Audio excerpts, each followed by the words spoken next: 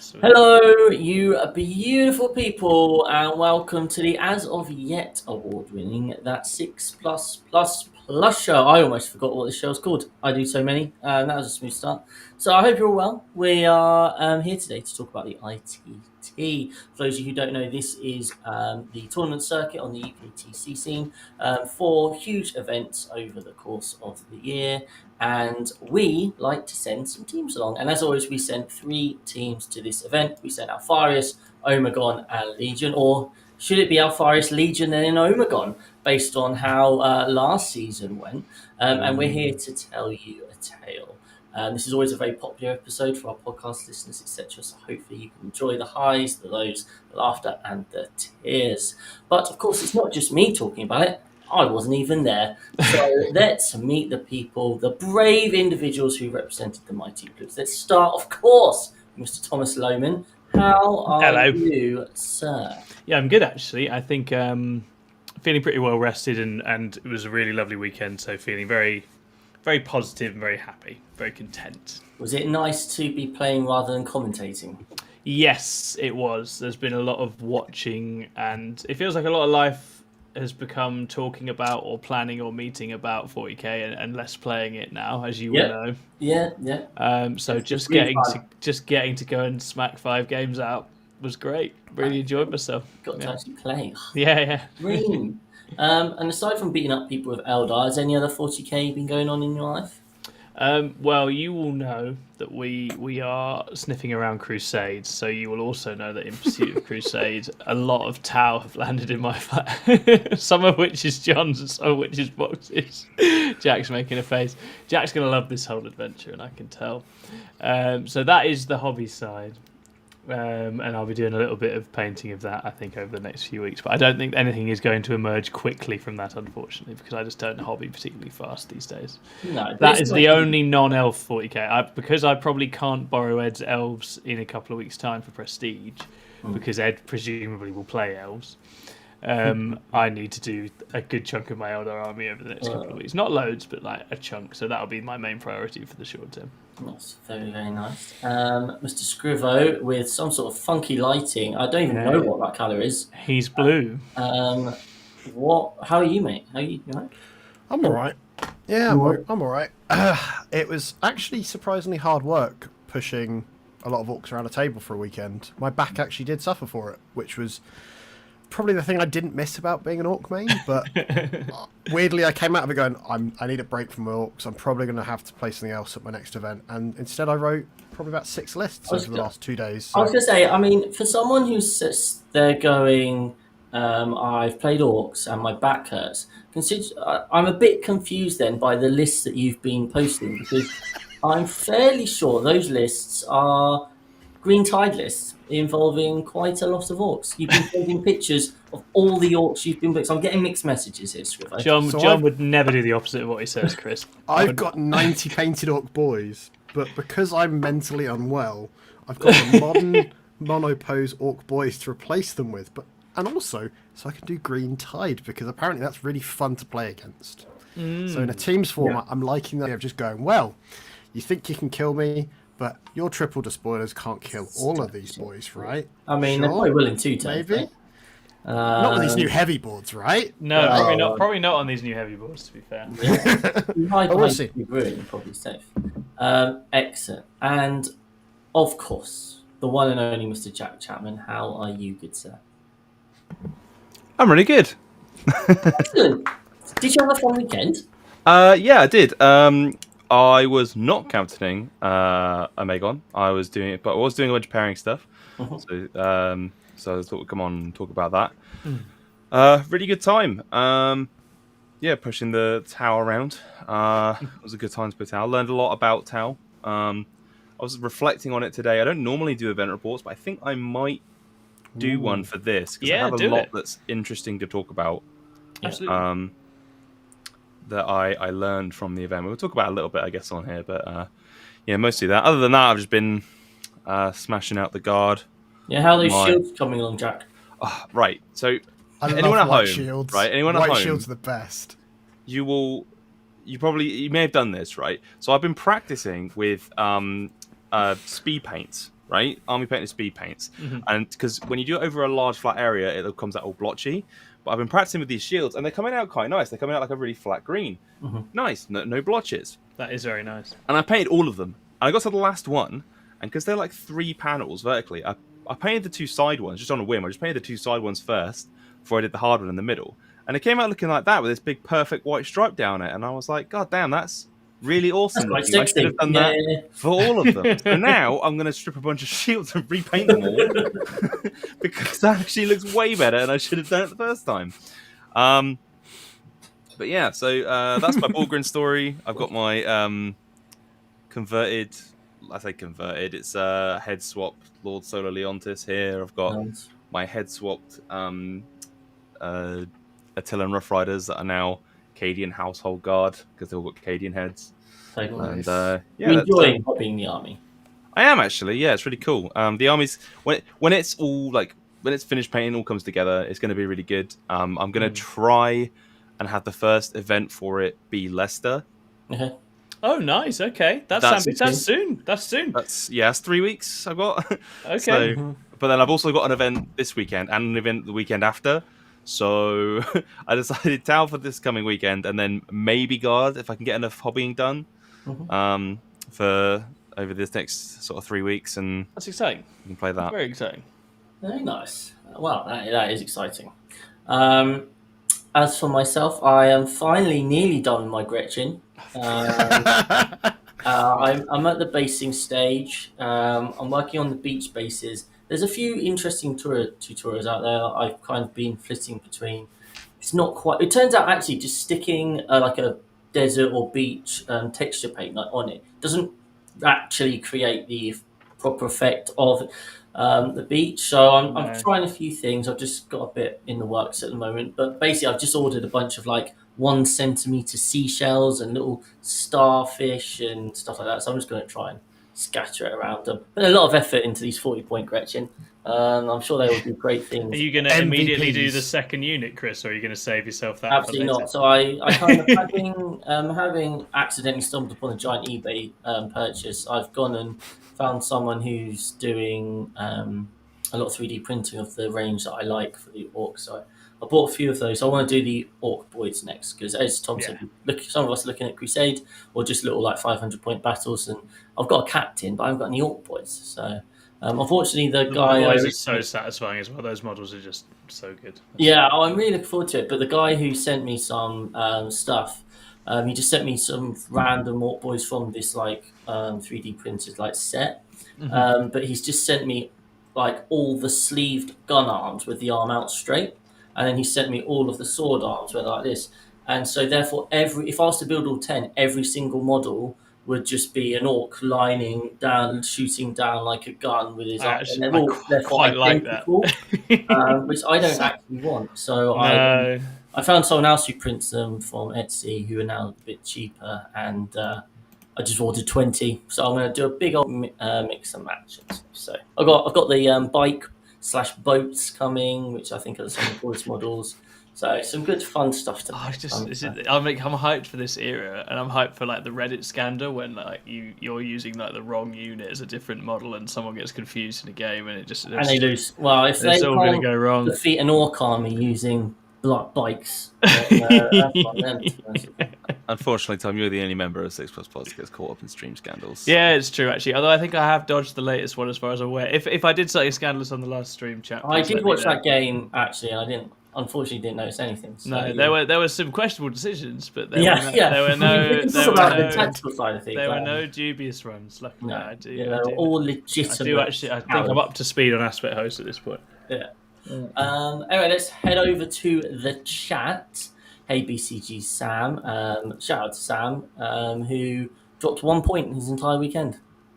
Absolute beast, well done, mate. Charlie, the dream team are back. Well, very kind of you. Harley's whinging. Let's see what this is about. Paid £285 for my car to get fixed. Now writing England write-ups. Want to end it all. Want to end anything to cheer me up. Can't write English, can he? Oh my God. Plus Tom messaged me. You can borrow some of.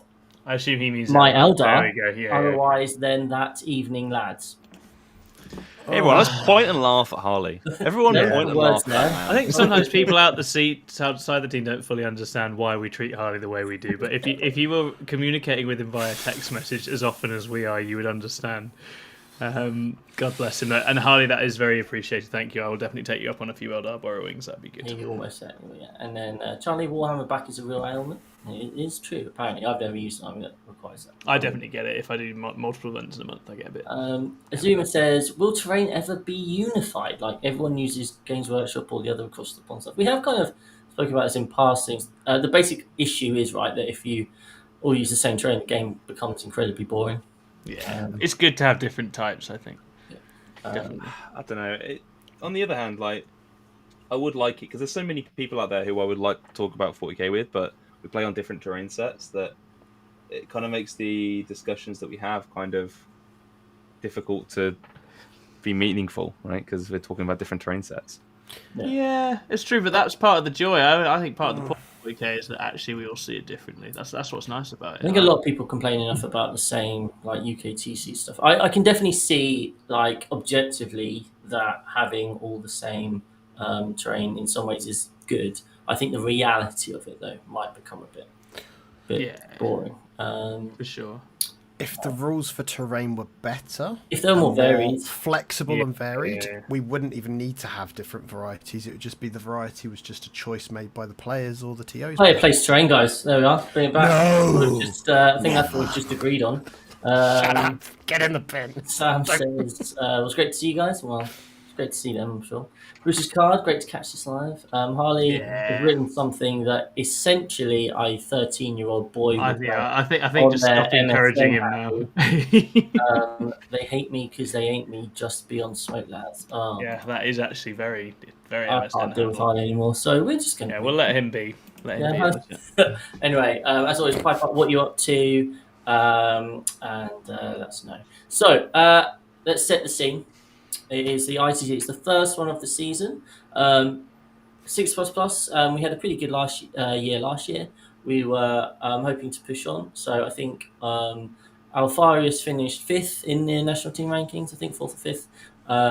And then Legion, who in theory are the third team, actually came placed 2nd. I think it was like something like 60th, and Overgone was 70th. It was kind of like that ballpark, I think, out of a few hundred teams. And so the idea this year, obviously, is to hopefully push on. Can Alfarius finally make a final? That's the goal. Can Omegon grab that 4-1, which we are aiming for? And can Legion just survive? Not get 20 to... Yeah, I was going to say, Shit! Try and get through a round with just one of them getting 20 at a time at minimum. And go but Jesus, Tom. no, It wasn't me this time. all the teams have their own identities. And that's exactly. So, brand new season. So let's talk about kind of how did prep go then. Okay, so teams were chosen 4 or 5 weeks out, immediately altered because I'd screwed over Tom Redgate. So I dropped out. Which is very noble of you, Chris. So Scrivo, Legion, you've got your group, you've got your WhatsApp group, the all-important WhatsApp group. How did preparations go for you guys? So we had a really kind of quick chat where everyone just kind of vibed out saying, well, I've got these things I could bring, I'm really enjoying this, I'm not really enjoying playing them, and kind of just got a feel for which armies people were probably most likely to take. And it was that simple. It was very much a, what do you think we can do and what problems we may face, and very kind of loosely kind of looking at that. And I think that may have been some of our undoing in person, but it was nice and stress-free, which I think for me personally, when I'm already doing a lot of scrims for Team Wales, it was just nice to be like, cool, we'll just do what we're doing. We kind of had a vague plan. Everyone seemed quite happy. Doddy was happy leading, but obviously can't be here because he's the man behind the curtain in his professional life. So you got stuck with me instead. Yeah, no, absolutely. I mean, one thing we've spoken about when we've done team stuff is it's really important that everyone's on the same wavelength in kind of run up to an event. The worst case scenario is having 1 or 2 people who want to take it really seriously and a few people that don't, because then inevitably people are disappointed, right? So it's really good that you guys are on the same kind of wavelength. Yeah. Excellent. And as the event kind of went, we still kept being aligned in how we were wanting to approach it and move forward, which I think is quite interesting. So we'll touch on that later. So Yeah, no, that's great. Jack, Omegon. Yeah, I mean, it was pretty good prep this time around, I would say. We obviously pretty early on we knew we have 2 Tau players in the team, so we knew we were going to take Tau. But we had a couple of people with multiple army choices. We had Paul James. He's like known for his Dark Angels play, but many other types of Space Marines as well. We have Jack Asher with the various Chaos armies that he has. Rob was this his first time on Omegon, Jack? I don't know because I've been in and out of Omegon doing various things, so I can't find it hard to keep track. But it's the first time I've played with him on a team, so that's for sure. And then we had Rob with his Drukari and Eldari sort of split. And Tom with the option of Tau or Sisters, and then me with Tau or Guard. So we ended up going back and forth on it for quite a long time. And then we eventually decided on me on Tau, Tom on Sisters, Paul on Dark Angels, Jack on EC, and Rob on Drukari with the Witch Cult list, because that seemed quite interesting. But essentially all we did was I stood there with a whiteboard and I wrote down all of the factions that we thought were going to be common and used a lot at the event, and made sure that we had, with the armies that we had and the builds that we had 2 answers to everything. And made sure we didn't have more than like 1 or 2 like I absolutely cannot play this kind of list situation. This is very good. And that worked out quite well. I just went back and looked at it for the first time in a couple of weeks, and we pretty much nailed everything. The only thing we didn't account for was Grey Knights, because Grey Knights ended up being a lot more common than we thought it was going to be. So we didn't really think about Grey Knights, but that worked out because the armies that we had were kind of good against Grey Knights anyway. It kind of just worked out. But yeah, we were all pretty much on the same page. As previously mentioned, the goal for Omegon is kind of go 4-1, but the actual real goal, not pretend goal, is the beat Alfarius. yes, which we were aiming for with because a very doable goal. Absolutely. So yeah, it was when we made a good prep. I think good prep. I got a lot of practice games in for this one, which I felt pretty good about as well. Yeah.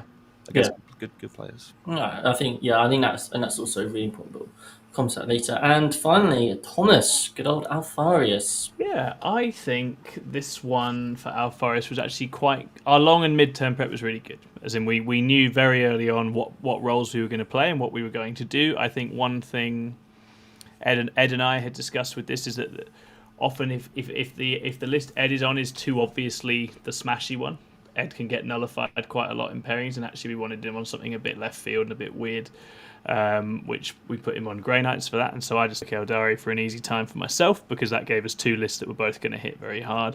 We were obviously integrating new faces here as well, because we had Chris Irvine, who has joined us, I think, since the last ITT from Team Scotland involved as well, and he was going to be our sort of light board menace with Raven Guard for this one. And then we integrated Alex Chancellor on Chaos Knights with the Despoilers and the Nurgle Demons. It's a horrible list. It's a brutal list. And then we obviously Lee Churchwood is our lurky melee menace. And so in terms of the roles, what I was happy with was that we had the right things to play on all those boards. Right, we had a bunch of armies that can play on all those boards. You've only got one army that's trying to avoid lighter boards. Everything else can go play whatever.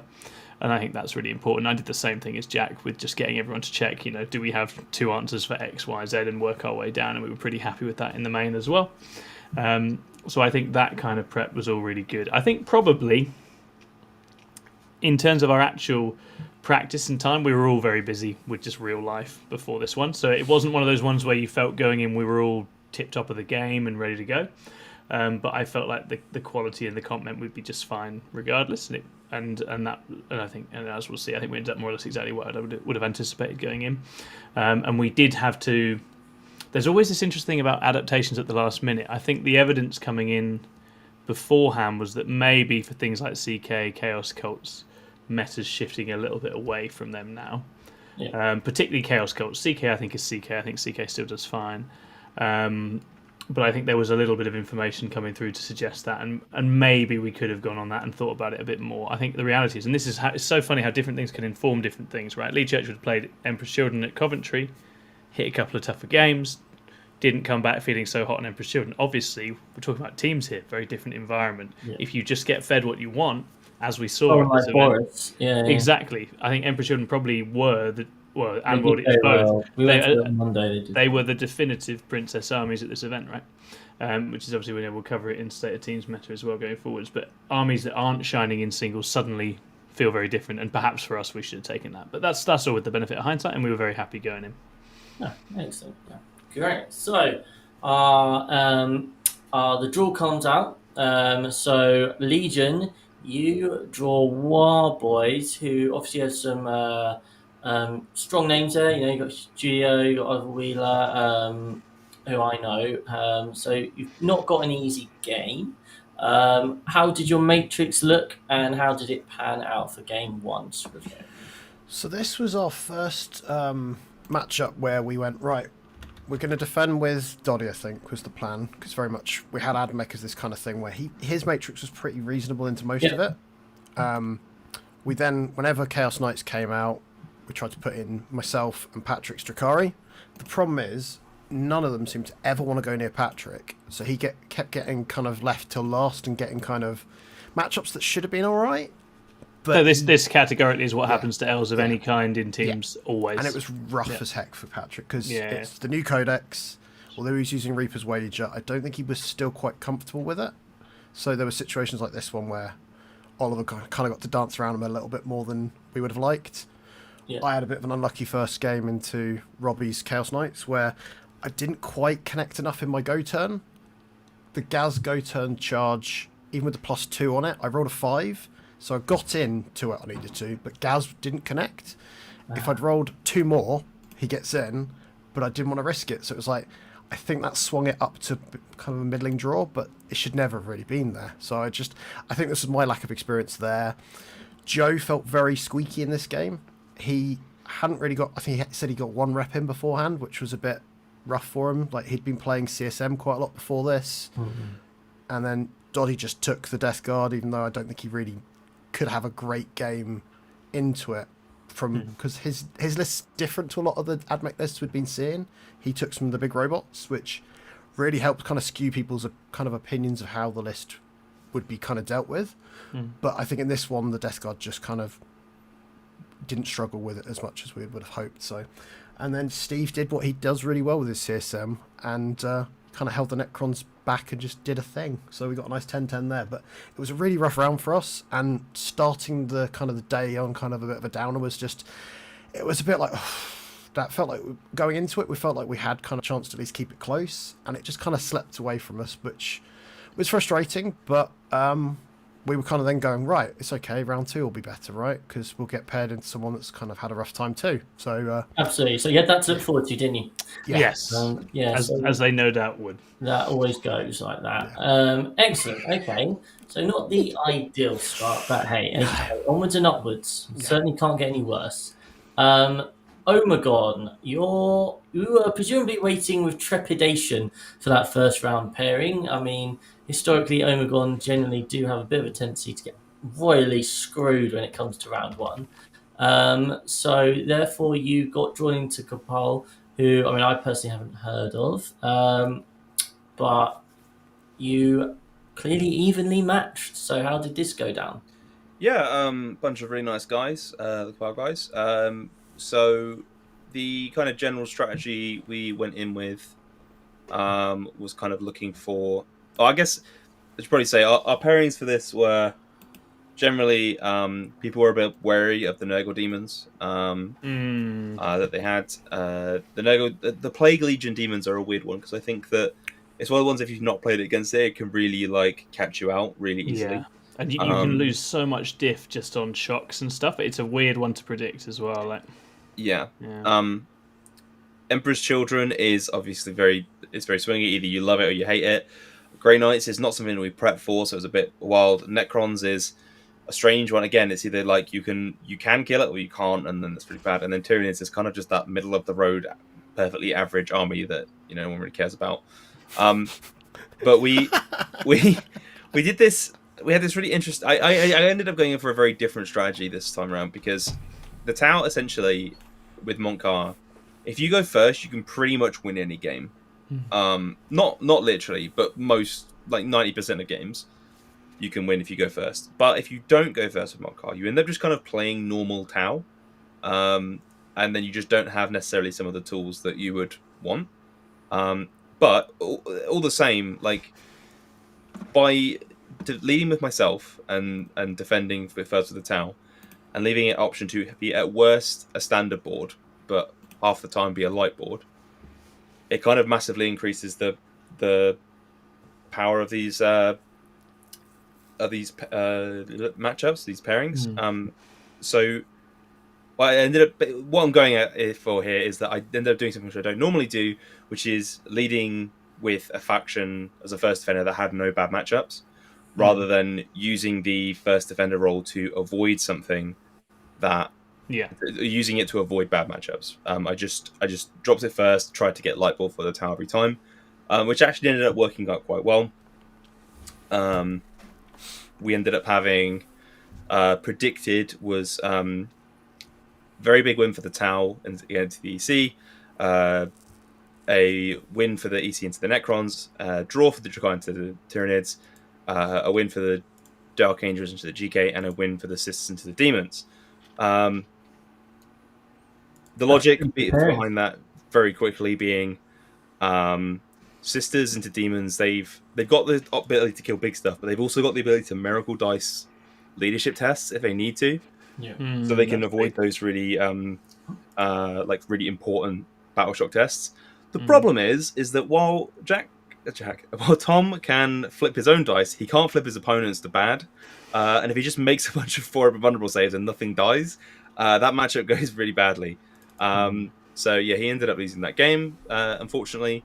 Dark Angels into Grey Knights, the logic there being it has a Storm Raven, and when you put Paul into Grey Knight Storm Ravens, he just kills them on turn 2, which he did. He kills them, yeah. The Drukhari was drawish. EC into Necrons we had as a win, but something I didn't take into account for, which I did end up doing for the rest of the tournament, was if I don't get first choice of board, there's a good chance the opponent's going to take it, just so I don't have it. And they did this in this case, and so the Emperor's Children had to play on the light board instead of the Necrons with double DDA, which put his win down to more drawish, and then he had to go first on.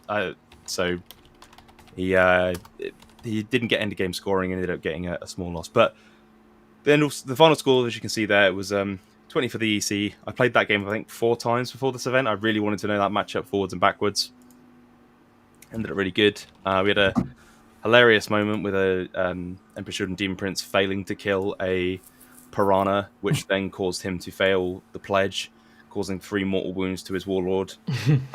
Then on the next turn, killing the Piranha, it blowing up, putting the Emperor's Children Demon Prince down to 1 wound, who then charged something else, died to an explosion of the thing that he killed, exploded himself, and then stopped himself from getting tempting target because he killed all of his own scoring units with explosions. That was good.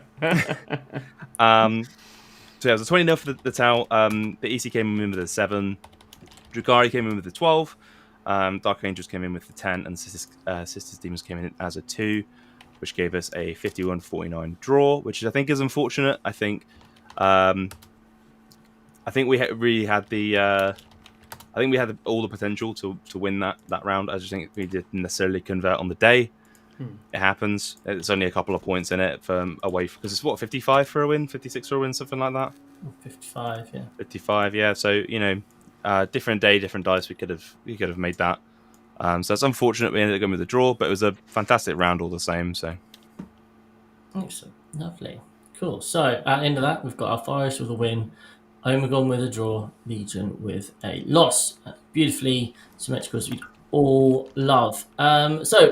Legion, you've unfortunately lost your first game. However, it's round 2. You're now going to play against another team that's lost, so you're going to have a much easier time of it. That's the wonderful thing about Swiss pairings. Can we do our round 1 at some point? Would that be all right? No, I don't want to talk about that. Okay, fine. I guess fine. We'll talk about our fires then. All right, I know I went on for ages. I promise the next one will be quicker. Go on then, Tom. You tell us all about Alfarius winning.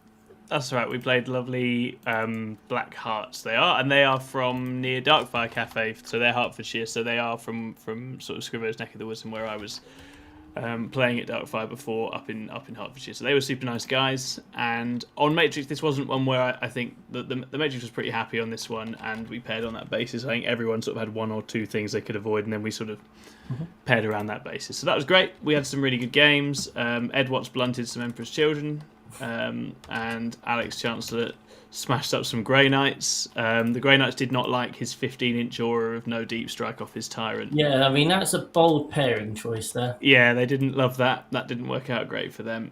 We had our Raven Guard went in on the Demons, and a bit like in the Omegon game, bounced, and so they did lose that game, but they got points, so it worked out okay.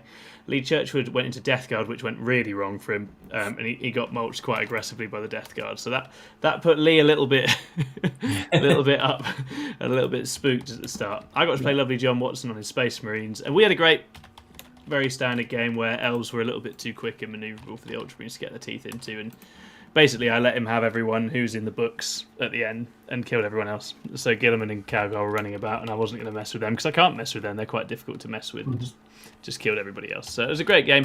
The most exciting thing for me was that I have the Solitaire in my list. Okay. And in this game, for each round, he got to run out and kill some Desolation Marines turn one, which was beautiful because they were obviously going to shell me and kill me for 5 turns. Yeah, it's quite nice. So that was very satisfying, and probably his highlight of the entire weekend. So it only goes downhill from here. Cool, we'll move it along.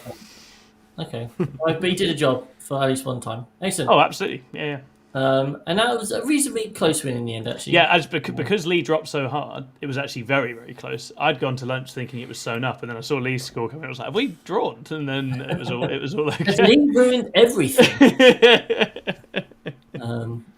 It was all just fine. I think once you've got those 3 big wins on the board, you're in a pretty good place. Excellent. Right, fine.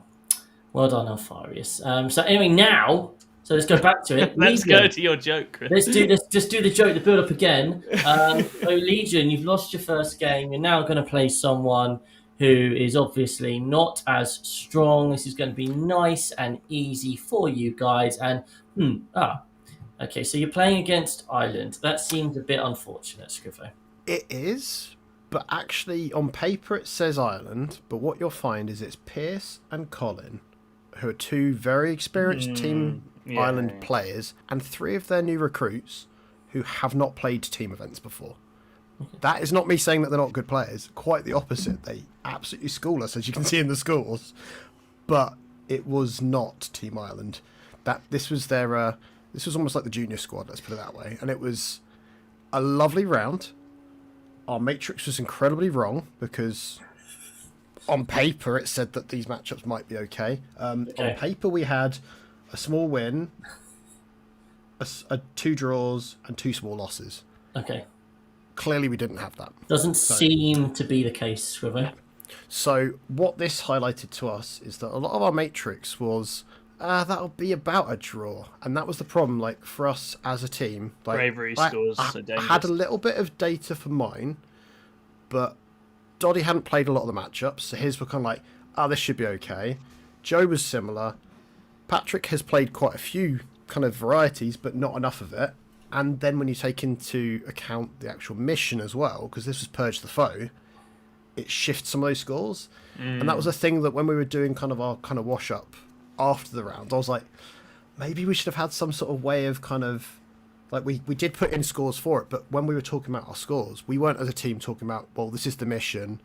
If I'm into this, does that affect my score? Like for instance, me into Blood Angels, in Purge, I'm not going to get killed more ever.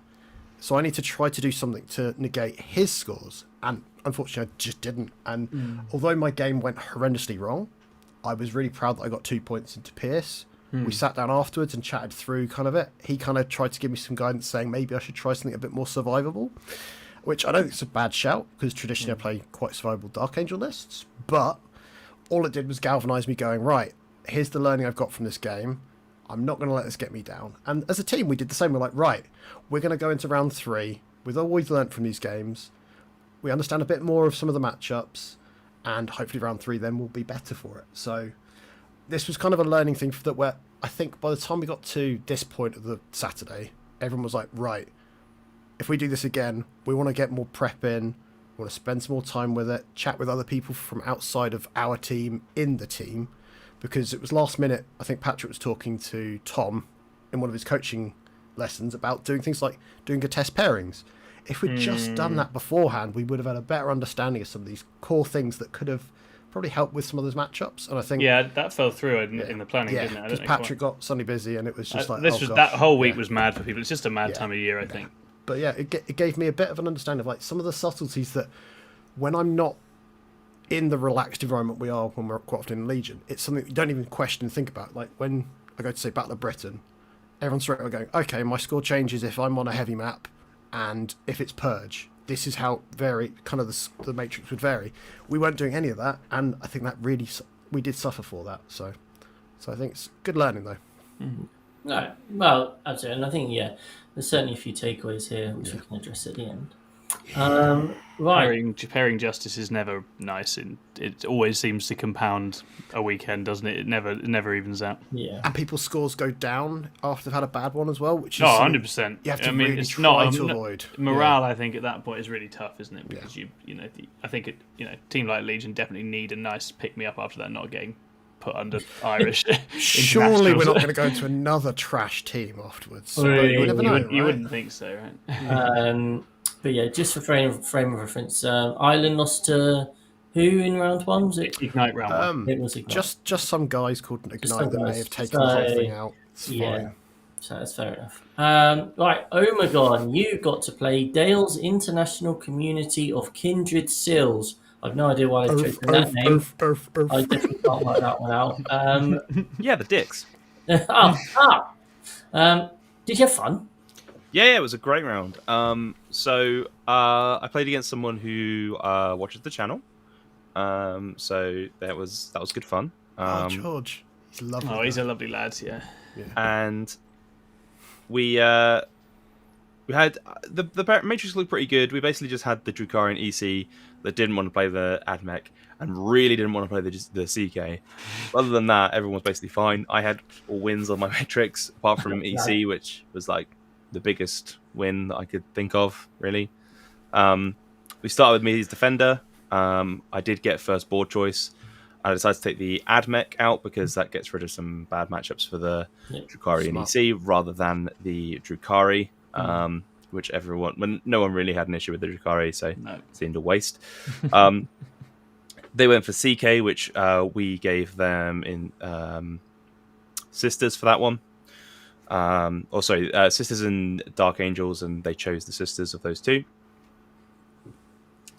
Then we had the Emperor's Children. They offered us EC and Drukari, and we took the Mirror because we have more Winged Imprinces. So we win. That's how that works. It is how that works. And then we had the Drukari, Rob's Drukari into Necrons, and the Dark Angels, the Lion, and 15 Darkwing Knights into Darkwing Knights, whatever they're called, Deathwing Knights, and Drukari. We had wins predicted across the board, apart from Drukari had a draw, and then this time the Dark Angels had a big win. So this was my last game, was the first and last time I went first, unfortunately, for this event. So it basically just you end up just kind of playing for a 10-10 and then getting a bit of end game scoring is generally how this goes. And then unless someone tries to all in you, that's kind of like the how play pattern of Tau tends to be at the moment. In this case, my opponent decided to not all in me. He just started to play the range game, which we just traded essentially evenly. He was throwing with his Admech, he was throwing infiltrators and such at me, and I was just picking them up. And we just kind of played that game back and forward, pretty drawish, until I got the end game scoring. I picked up a lot of points at the end and got a 13. Sisters into Chaos Knights was KG, and ended up as a 10.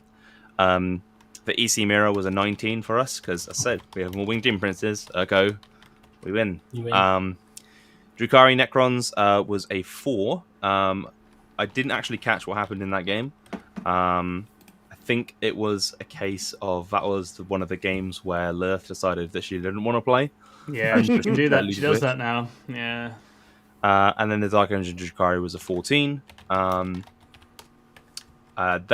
think this is one of the games where the Lion failed a 5-inch charge. There were 2 games where he did that, and then I think this happened in. It's unlike Paul. Yeah, That is unlike Paul. He's saving his energy for the 11s. but all in, this ended up as a 60-40 win for us. Pretty solid. You got your win. You got off the mark.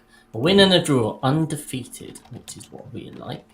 And then we head over. I'm not going to forget you this time, Thomas. Oh, thank you, mate. As Appreciate far it. as you got to play Swindon Wargamers and Tacticians 2. Yes, and we did actually fill the entire matrix out for their first team and then have to do it again at lunch because we realised we'd got the wrong team. So sorry to everyone for my part in that. And I was really excited because the comp for the other team was great and I was very excited about it. But then this was less fun. But these guys were really fun. Actually, my favourite team to play against all weekend. They were really playing for a lot of joy. They were all really good lads. The chap I played, Jim, was just one of those players who was making jokes and getting wise with it the whole way through the game, and we had a fantastic time. So that was great. This was another one where on Matrix, I think we were reasonably happy. It was a bit more drawish because Purge, and then we had a few issues here and there. 1 or 2 lists we absolutely wanted to avoid for each of us, and so we did just have to sort of dance and skate around that, but I think we ended up with some pairings we were fairly happy with. Ed got the Grey Knight's mirror and the other lad put some stuff in reserves, so Ed did what you do when you put stuff in reserves against Ed and just 20'd him, and then Full sent. yeah, just full sent and never let any of that stuff come in. Alex got the Chaos Knight's mirror. Thanks, Alex, for doing that, and he went first, so he lost, but good tip for tat game. Chris Irvine beat up the Elder. That was really cagey up until there were just suddenly no elves at all, and then it was fine. And then Lee Churchwood bounced back and beat the World Eaters 15-5, which was great. And I got Jim on the Imperial Knights. Now, Imperial Knights on Purge, Eldar, you're like, this should be pretty fun, right? This should be pretty violent. But what happened was Jim handed me the new Questoris detachment rules at the start of the game, and I was like, I'll be all right, mate. I've not read that detachment. I don't know anything about it whatsoever. And this is very rare for me, as people like I usually know what's going on with things, but for this time I was like, how different can it be, Imperial Knights? Turns out, Jim, a couple of times Jim goes, I'm going to sticky OC5 that. I'm like, oh, that is very relevant. That is very relevant for my lots of 5 OC units that want to fly around and try and shut your score off. That's not good. And then at another point, so I'm going to fall back, shoot and charge with this lance. I was like, that, you know what? That's also incredibly relevant. That is scary. Would have been good to know. Yeah. So that's definitely on me.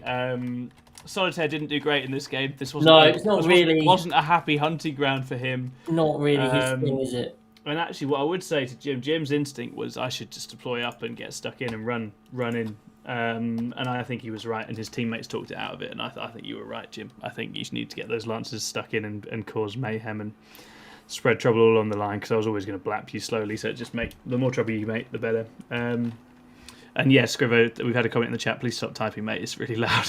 It's really, really loud. So yeah.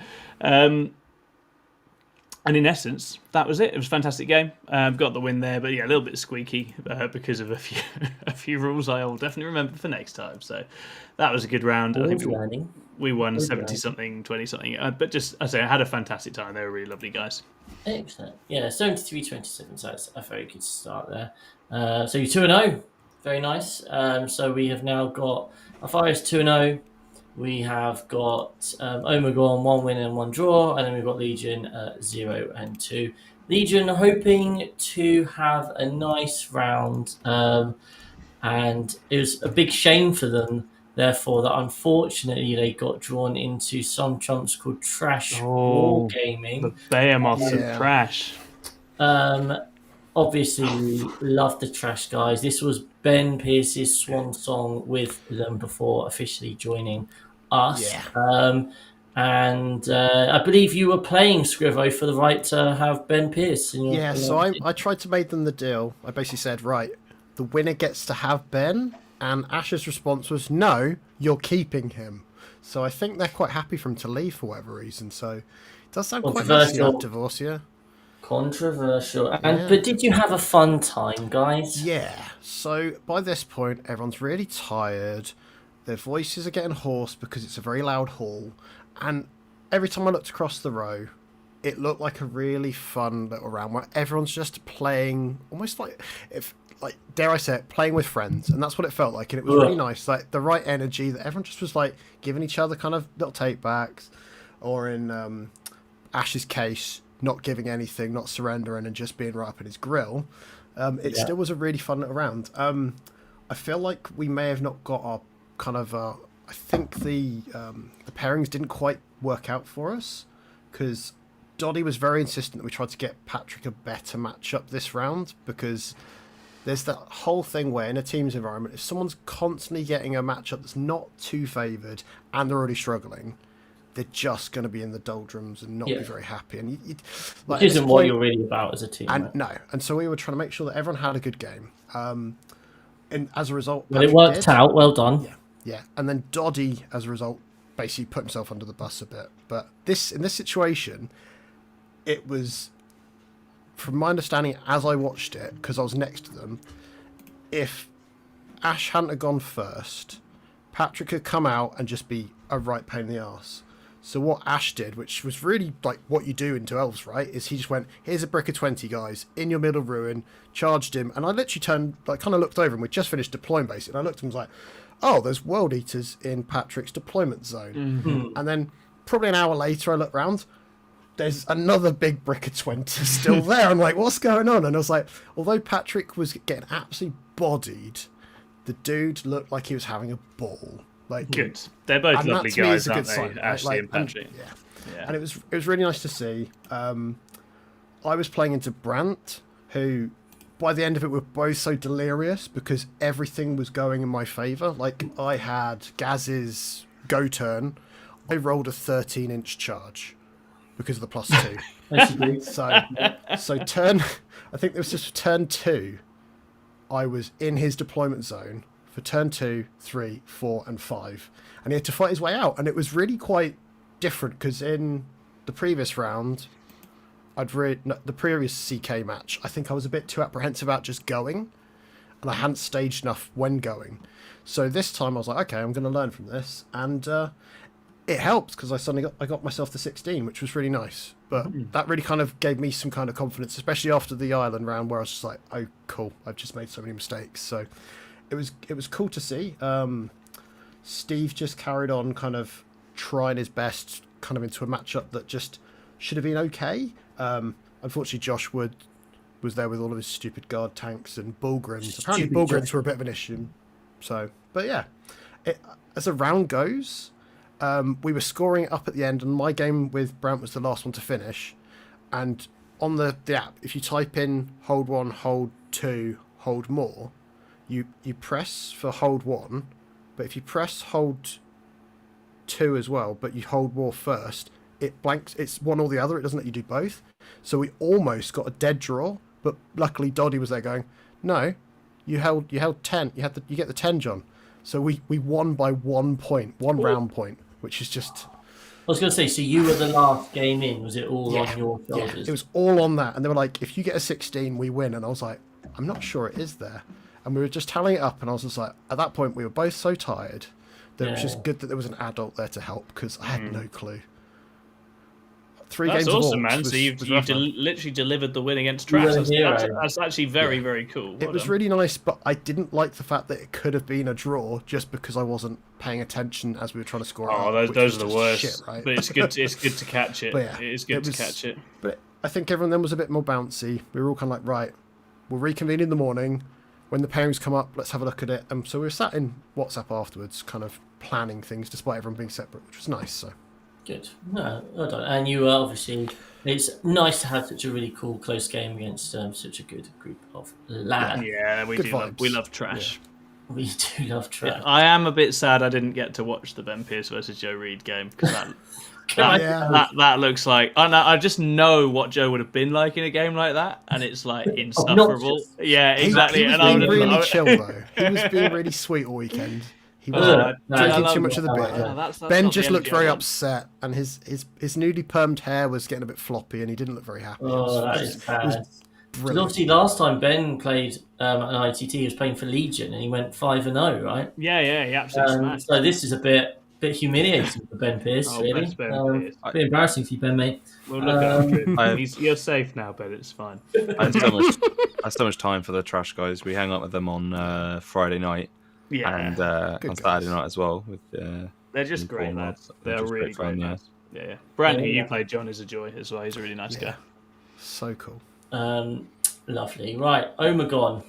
1 win, 1 draw. You now play against the I don't understand why these brackets here. The Shameful Suspects, PSSN. That's a weird name. I think it's because this is the A team of PSSN, Right. Okay. and then they have like brackets on B for the other team and C for their other team. Perfect. Makes perfect sense. Right. How was this game for you guys? Sorry, I thought I was going to sneeze. Okay. So very weird matrix. So they have Eldari, Orcs, Death Guard, World Eaters, and Shadow Mark. So every single person on our team predicted a loss against Eldari. Now, I know Eldari are broken, but I don't think that's right. But I don't know enough about these other factions to contest it, so I can't just have to take my team's word for it. But I was like, I don't think we're all predicted a loss into it. Didn't you say when you were prepping, you had at least two positive matchups into every army you considered would be there? Correct. Okay. And You was have two- And the Eldari- army that I'm looking at right now Yeah. that says it had a good matchup against it has predicted a loss. So Yeah, you have several answers to Eldar in that comp. yeah, so either way, so I know the tower matchup is basically a coin flip. Whoever goes, it comes down to first drop and first turn. If you can get first drop, you can use Pathfinders to block them, putting rangers in the middle. If you get first turn, you can do a ton of damage and basically just end the game on the spot with Monkar. But similarly, if the Eldar get first turn, they can get on top of you and they can end the game. So as I mentioned before, I didn't get first turn in this game. I guess we go through actually before we got it. So it was the tower ended up playing against. Oh no, this is a different. Sorry, I'm thinking of a different you're round. playing against Orcs in this game. Right? Yeah. No, this is the next round I'm thinking of. So in this round, I played against the Orcs, which I predicted a small win into, but I didn't get the board choice. I was on light. They picked it. They had their Shadow Mark pick it away from me into Sisters, which I think is more of a deny, really, than it is the Shadow Mark really wanting to play it, especially into Sisters. So yeah, we had Sisters into Shadow Mark. We had our Drukari into Death Guard on the heavy board. We had our EC into World Eaters, and we had our Dark Angels into the Eldari, which Paul complained about very loudly for a long time, and I said I don't care, deal with it. So, yeah, so I played against Orcs. So Orcs are not one that I get a lot of experience against. There aren't many Orc players that I get to play against very often here in P-Town. But the long and short of it is that I know the Gazbrick is an absolute murder fest, right? So I looked at it and I thought, right, that's going to kill something. He's going to war and it's going to kill something. Yeah. That's fine. I kind of just have to accept it. And then everything else, it does what it does. I wasn't respecting anything else in the list because it was a Gaz and a big brick, and then it was like double Nob with War Boss, double Big Breaker Boy, double Looter, and then it was all like jammed into two battle wagons. So he goes first turn, he moves around a bit. I have my turn, I kill a battle wagon and a half, and one of the units that falls out of it. His turn 2, he was. So he runs Gaz out. I was pretty far away, and I was like, this is kind of risky, but because he's got the mech in there to give him +2 move. He used the strap for +2 move in charge, so he's moving 10. I think he got like a 5 on the advance, so he's moving really, really far. Came out, and I was like, okay, we expected this is going to happen. He's going to run forward. He's going to kill a Riptide, and probably like pile into another one, maybe do some more damage. But ultimately, he's probably not going to kill more than one. Gaz will kill one. Because the way it was like, the way that the models were placed, he wasn't going to be able to get very much into the second one. It was just going to be, most of his stuff was going to be into the Riptide that he could definitely kill with Gaz and everything. However, all these little 5-mans, I really didn't respect these units enough. Because what I had failed to realize with orcs is like everything is strength 10, which is bad because everything in my army is like T9. So he wounds me real good. Because I think a lot of time for orcs, what tends to happen is they get a ton of hits and then they'll come unstuck against things that are like T11 and higher. But he doesn't have that problem against my army. So on his go turn, I did end up losing the Riptide to Gaz. And then I ended up losing a Ghost Kill to a unit of 5 knobs, which I didn't think was going to happen. Almost nothing kills a Ghost Kill in one round, but this did. So I was like, okay, well, that's, even through the blanks, it killed it. And then another unit of knobs came over and just one-shot a Riptide, which I thought, that's okay, that's really bad. That's a suboptimal state of affairs.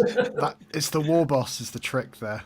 And then a knob and 4 boys killed a broadside, and then all this stuff. Basically, what ended up coming, he ended up killing a bunch of stuff that I really wasn't expecting to die in this turn. And the really important thing that happened was, so he had a breakable unit and a knob unit that was going to charge a transport. And the breakable unit was 7 inches away, and he did a 7 on the dice to get the charge, and he got a 7. This is really important because it means he was able to get the charge, but didn't have to base me, so he could move 3 inches sideways around the vehicle to basically wrap it, which he wouldn't be able to do otherwise. And he was literally, by about half an inch, able to tag the Pathfinders that fell out the back, because the Devilfish is a huge vehicle. Yeah.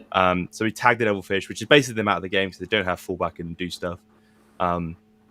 So when it came back around to my turn, I had a Riptide, a unit of Crisis Suits that came in from reserve, and that was about it to shoot back at him. Everything else was either tagged or non-effective, right? It was like, what are they going to do? So yeah, that was the long and short of it. I just didn't as Gaz's unit did about what I thought it was going to do. I didn't think I was going to lose, a second Riptide and and have half my army and another broadside, and then have 2 units tagged that wouldn't do anything. So it was just losing a lot more on the go turn than I thought, and then I ended up losing that game 20-0 because that happened on turn 2 and I just wasn't able to score anything. Yeah. So that was a shame. Orcs always seem to have my number in competitive. I don't know what it is, but they always do. So yeah, that kind of smashed me up. They did well in teams this weekend. I think they were a good little option for people. Yeah. Tom managed to pull in the 19 against the Shadow Mark, so really good performance there. Despite predicting the draw, but I think the light board was more in his favour than it was for the Space Marines. Drukari got the 10 into the Death Guard on the heavy board. EC got a 4 into the World Eaters on the standard board. I'm not quite sure what happened in that. Oh yeah, so that game was looking amazingly. That looked like it was going to be a 20 on turn 2, and then the World Eaters just turned around and just slammed 2 6s on Blood Surges and got places that they really weren't supposed to get, and the game just flipped on its head. And Demon Prince died when it should have done, and it all went wrong really fast. There were a lot of very flippy combat mirrors as well over the weekend. I think a lot of that going on. Yeah. And then the Dark Angels came in with the 8 into the Eldari, which is perfectly fine considering everyone had a loss into it, and that's basically the best score you would expect out of a losing game. So we ended up losing that round 41-59. I think we had the ability to beat that team. I think we just didn't perform on the day, which I think is kind of the story of the event for Amegon, is that we kind of underperformed on the table when it came down to it. I think our prep was pretty good and our pairing was pretty good. Sorry, I was a bit egotistical because I did the pairing, but I think, it was just, me in that Orcs game, I predicted a win and got a 0, right? So it's just a bit of underperformance when it comes down to the actual game itself. Yeah, that's entirely fair. It happens, right? Yeah, and hidden supplies, it runs away from you hard as well. Yeah, definitely. Right. Wow. As far as you're 2-0. Yeah, so what I say is what you need is to get to Saturday night without having had one of those it's a final games, because you can have a little rest, you can have some food, you can plan, and if you got it Sunday morning, that's way better. But that's never how it goes, is it, Chris? So no, not this time, unfortunately. So we got a little team called War Masters, with Who? my vice capitan Nassim Fouchain leading the charge. So War Masters, I mean, I've watched War Masters develop a lot over the last year or two. They've recruited very well. They've brought some very strong players in. They are all, very regular repping England applicants now. There's no sort of meat on it at all. It's a very lean team, very, very efficient at what it does. And they had a great comp. And we'd matrixed them and a bunch of other teams before we went. And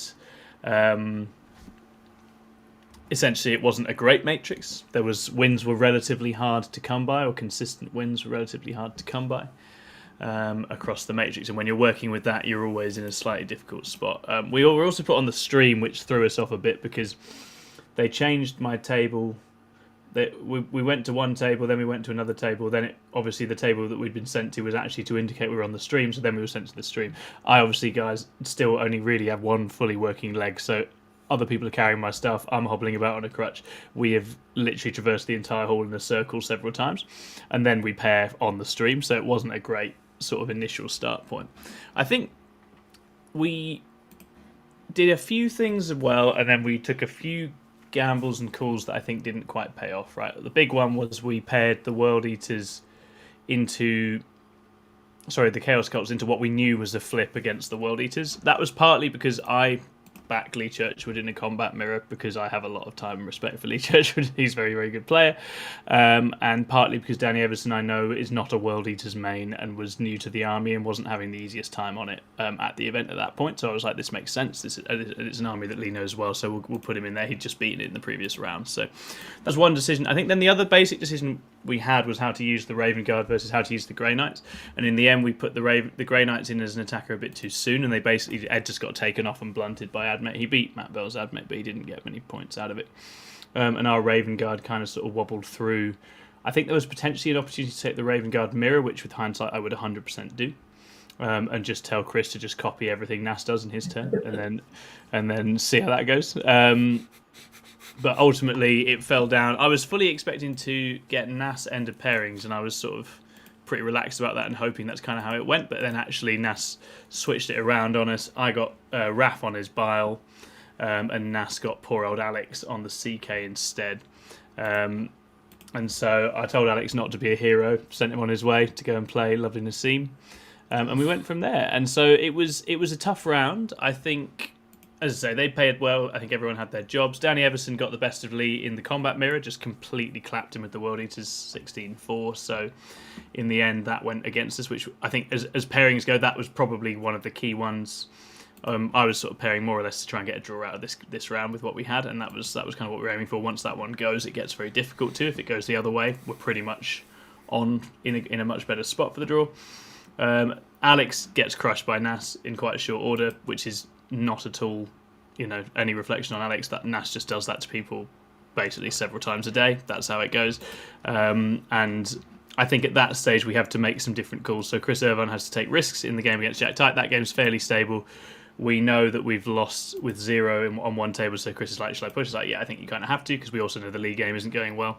So Chris takes the risks there, and ultimately that doesn't pay off, and he loses quite heavily to the sisters as well. Ed, as I said, beats the Admate, and me and Raph have a game on stream. Now, I think that bio list is quite awkward for Eldar, possibly a bad matchup for it. I had it as small win, because it's just elves. There's always something. And I feel like I managed Raph's Warp Talons and his melee and everything else really well in this game. I did what I like to do, which I just completely took the piss with Azam and his Falcon and just ran him down the side and was like, you're going to spend the whole game trying to deal with this.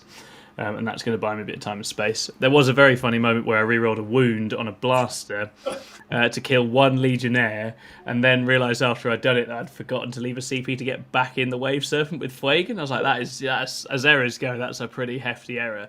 But then it accidentally won the game, because then Raph was like, oh, I'm going, and he sent everything out. And he killed Fuegan's unit, but then Fuegan got back up and went on a little run off to Raph's expansion and just took that off him and caused mayhem on that side and got me the 15 and everything else at the end to get the win. So that was just a classic. I've played Raph many times. Great game, really close. I think if Raph's on end of turn, he wins 12-8. It was just one of those. We were just in a bit of a... Yeah, you got 22 points, didn't you, bottom of turn? It's quite a nice little... Yeah, it's very, very tidy. And that was always how it was going to be. And he was predicting about the same from after the first few rounds. And I think it was just just a gridlock game. But that ultimately, if you look at the pairing approach, that suited them just fine. They kept me and Ed relatively quiet, and they got big wins elsewhere.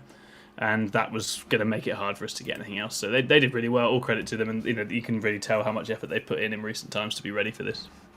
I think so. If you want to hear about what happened from the War Master perspective, Jack Tite yesterday on the lunchtime show went into some really interesting detail about this and kind of the pairings plan, and it's quite interesting to hear from their perspective and your perspective. Essentially, Jack Tite was like, "Yeah, I can play Lee's list. I think it will be fine." And then scrolled down the list and saw the Warp Talons and was like, I can't play that. And this is literally at the table as Nassim's come up with the pairings plan. So Nassim's like, and then spends some time trying to work it out. And he's like, look, Jack, sorry, mate, just going to have to put you down anyway. And obviously, you guys ended up taking Danny rather than Jack anyway. But you've explained your reasoning why you did make that choice. So it's really interesting, isn't it? Yeah, and that's on a matrix. I don't think Lee spotted that gave him a good game there, particularly. Well, exactly right. Yeah. I think this is a good time to talk about, because Jack and I had a very good long chat after the show actually, and he kind of echoed a thought that I've been having recently, that matchup knowledge is just such a huge part of the game now. It's all defining. If you think about the standard, so many players are able to beat each other now. Like, the standard is just good at tournament play and at the high level as well. But what really separates players is understanding how to play a particular matchup. And if you've got two equal players, shock horror, the person that's played the matchup before and understands the matchup wins it. Yeah, 100%. And when you know your matchups and you know your matrix, that helps your team. It helps your in terms of the matrix. It massively helps your pairings, and it also helps you just to score the points. Because Jack was given an example of I think Danny with his World Eaters when he played into the Blood Angels in an earlier round, or he's playing the Blood Angels and he was losing, even though the Blood Angels player was doing things. He was like, "That's not even the right thing to do. That's a bad thing." But he didn't understand the matchup. I don't think he's play well, but he couldn't deliver. And the biggest difference at the moment at the top level is if you're taking players who know their matchups, understand how to play all the different games, compared to taking strong players on good lists, but haven't played enough of the matchups to know the matrix and actually play the game plan that they should do. Obviously not all of us can be playing all of these games against all these matchups, but I think now if you want to take teams seriously, no longer is it turning up with a laptop and having a matrix. That's a year ago. That's old news. Now it's got to be, you've got to identify 4 or 5 matchups. Like Jack saying, you really wanted to understand the EC matchup, right? That's a huge thing. You go into an event, you're confident you now understand that matchup. You're going to win that matchup for your team. You can even start picking matchups because you just know them better than your opponent. I think certainly, obviously we'll come to a debrief later, but from my perspective, I think that's probably the next step for us. I agree. Historically, I always used to try and go into ITTs for us ready to beat whatever the thing people were taking was, and that always achieved a similar result, right? Whether it was Guard or Eldar or Harlequins, whatever it was at that moment in time, I'd always be like, I'm going to know how to beat that, and I'm going to make sure. And I think now it's there's 4 or 5 of those, as you say, that you need to have a real fix on.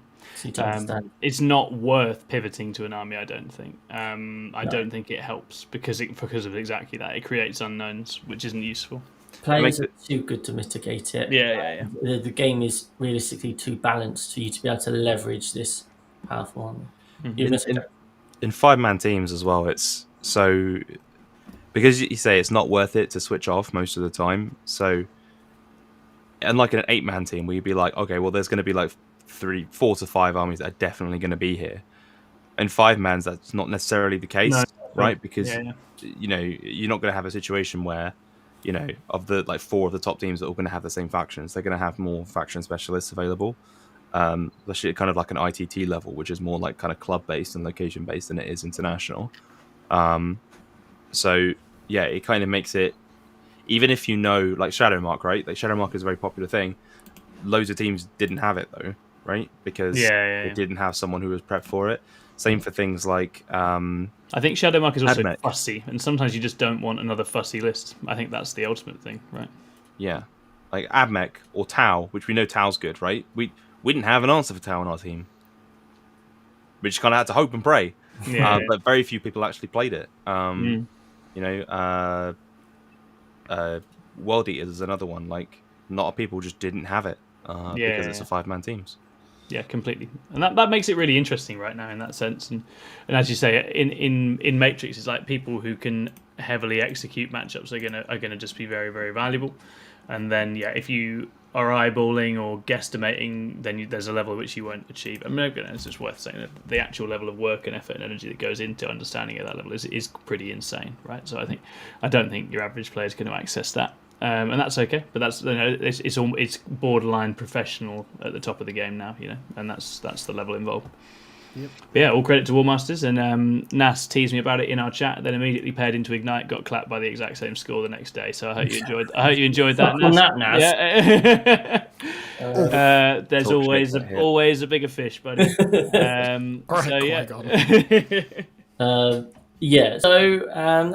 That's day one over with. So we've got Alpharis 2-1, got Omegon 1-1-1, and we've got Legion 1-2. Very beautiful. So before we move on to day two, thank you very much for watching. Please do like, comment, subscribe. Did you know about half of our viewers aren't actually subscribed to our YouTube channel? That's crazy. That's mental. We only need under 50 of you until we've hit 10,000 subscribers. Yeah, that is so true. Why don't you be that hero and hit that subscribe button? Obviously, leave us a comment. We love being told how wrong we are. You're going to find it quite hard pressed to tell us we're wrong in this episode, but in all our other episodes, absolutely tell us how wrong we are. And we obviously have a wide variety of membership options. We do coaching, and we do all the good stuff. In terms of upcoming events, or not events because ours are sold out, but in terms of upcoming videos, we have got quite a big one returning to our screen on Thursday because Fight Night is coming back, and we thought we'd start with just two relatively unknown players. There's a young up-and-comer called Nassim, and then some other young up-and-comer from Scotland called Innes, and they're going to be beating the living daylights out. Yeah, that will be on our channel. Who have we decided who's leading this one? Jack or Scrivo yet? I think me and Scriv will run it, Cool. and it should be really fun. And obviously, two of the very, very best players in the entire world throwing down. I'm sure there'll be some new army tech involved. There's some new stuff has arrived recently. One imagines that might play a part. 18 of them. Yeah. And should be very entertaining. Just get there on time because it won't last long. What's the start time? Victorious. Well, I think we're going to kick it off at 7, Chris, is the plan. Okay. So 7 o'clock live. It's going to be pretty awesome. So if you want to see two of the best players in the world using two incredibly strong armies piloted at the highest level, that is the episode for you. And Final is going to be returning back on a fortnightly basis. It's going to be a mix of guests and members of the Pluse beating the crap out of each other. So it should be good fun. We're trying to actively avoid the 36 Victrix Guard on the table. Man, I'm not sure how well that's going to go because obviously I'm pretty sure we will avoid it. It'll be okay. Pretty sure Innocent and Seema would hate to lose live on the internet. So it should be interesting to see how that develops.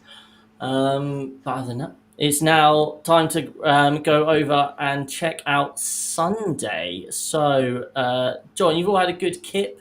Yep. You have got your win on the board. I imagine the camp is a bit happier now. A little bit happier.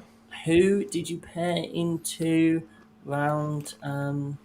So, we paired into 40k Gaming, which, if I'm right, it's a few of the guys that are quite local to Patrick. Yeah. So Harley used to play for them before. Yeah. Unfortunately, he joined us. Yeah. Yeah, they didn't have nice things to say about Harley. No, understand. They basically just said that the guy's illiterate. It was quite embarrassing, really. To be fair, we don't have very nice things to say. Yeah. No, we Harley, really so- don't. I think we need to be careful.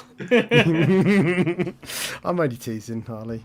I know you'll kick the snot out of me if we played. It's fine. But So how did this go?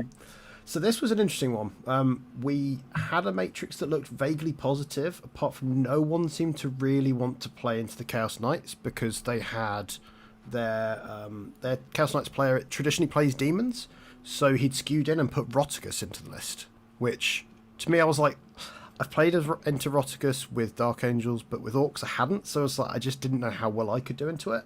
Yeah. But we basically had to do our normal pairings process that if they put Chaos Knights down, we had to put in Drakari and the Orcs because everyone else didn't really want to go into it as well. And as per tradition, they went Drakari sounds nasty, no thank you, and I got given the Chaos Knights. So this was my third game into Chaos Knights out of 4 games. And as a result, Patrick unfortunately fell to his one negative on the Matrix, which was the Tau. So that didn't quite work out for us. But this time it meant that Doddy potentially had a favoured matchup into the Drakari, which he was really quite excited by. And it was nice to see us kind of almost taking turns where everyone got a chance to kind of shine a bit. Which, Except Patrick, yeah, but who you are repeatedly feeding to the wolves. yeah, I think this was one where no matter what we did with our composition, because we wanted to put the two of us forward, if they had Chaos Knights, there wasn't an answer if one of us got rejected. To me, it was a bit more flexible, but he had no. If he's got one bad matchup, he just second defense next time, then he won't get it. Yeah, but that's okay. And that was the problem. I didn't do the pairings. I'm not very good at pairings, so I stayed away from it. So just watching it kind of back, I'm just like, it felt rough. To us, we had a small win on Matrix, a small loss on Matrix, and then 3 kind of drawish games. That's not what we got. I got my first experience with the light board. I took one big risk, hoping that I would go first by putting my Gaz brick on the line behind my big ruin, and if he went first, I knew he'd get an angle at it. He killed all but the knob because he went first. We both rolled a 1. He went first. He killed everything but the knob of the boy unit, so I still had a unit that was being led. Just Jesus. Managed to scrap it back, and I got a 4. I felt really pleased with that, but in hindsight, looking back at it, in a Teams format, I should have just gone putting it on the line. If I put it in my back right corner, which was just a touch back, it was only a few inches further back, it was safe. And then it didn't matter. My other big mistake is I went, right, I've survived that. Wah. I did a turn 1 wah. Bloody shouldn't have. After I'd done it, I was like, why have I done this? I started just going, oh, goodness me. Like, my claw knobs had to try to make a 7-inch charge and a 9-inch charge. Never should have been a thing. And that was the problem. My wah turn was then a bit ineffective. I kept it close, but it was a mission that I really didn't want to be kind of stretched on. So that wasn't great. But then Joe had a really great game into the Necrons where he just seemed to just punch Silver Skulls in. Doddy had a nice 20 out of the Drakari. And Steve thought he was going to have a nice drawing. It makes me cry. Sorry. And Steve just got a 0. He got absolutely bodied. It was really unfortunate. He did quite well this weekend, Adam, Champion Custodian. That's interesting. What was the list for him? Is it the Land Raider list? I really hope it is. Let's just have a quick look. And I don't think any of us were respecting Custodies in our Matrix either. No, you Which wouldn't. didn't help. No, Why would you, right? As Chris said, it's a knowledge thing, isn't it? It's 8 Alaris. It's 8 Alaris, but it's also 4 bricks of Custody Guard, 4 fours. Just absolute freight train Custodies. Yeah, A 3 and a 5 of Alaris, double Prosecutor, Venatari, double Witch Seeker, a couple of Inquisitors. But yeah, that list actually did quite well this weekend. I think he might have been undefeated. I think when we were looking through it on Monday, he was having a great weekend. Yeah, so he's they were lovely. Yeah, and they it was had a such couple of close undefeated one. players. Yeah, it was a very close round. As you can see, it ended up being 51-49 in their favour, but it was a great round. But I felt like I let the team down on that one because I got a bit too trigger happy. And so then I kind of reined it in for the next round, hopefully. So it's quite a what's the word? But there's the scores are all quite extreme, aren't it's they? very extreme. 20-0, 0-20, 3-17. This is the only normal game. 12-8. What was it? Linchpin as well. So that's traditionally a bit closer, 16-4. Yeah, so Yeah, these are huge wins. big, Yeah. It was haymakers. Yeah. very, very stressful to play through. Imagine. But you got the draw, guys. That's awesome. Yeah. So you're 1 win, 2 losses, and a draw. Omegon, you play into life begins at 40k. Yes, we do. Great jerseys.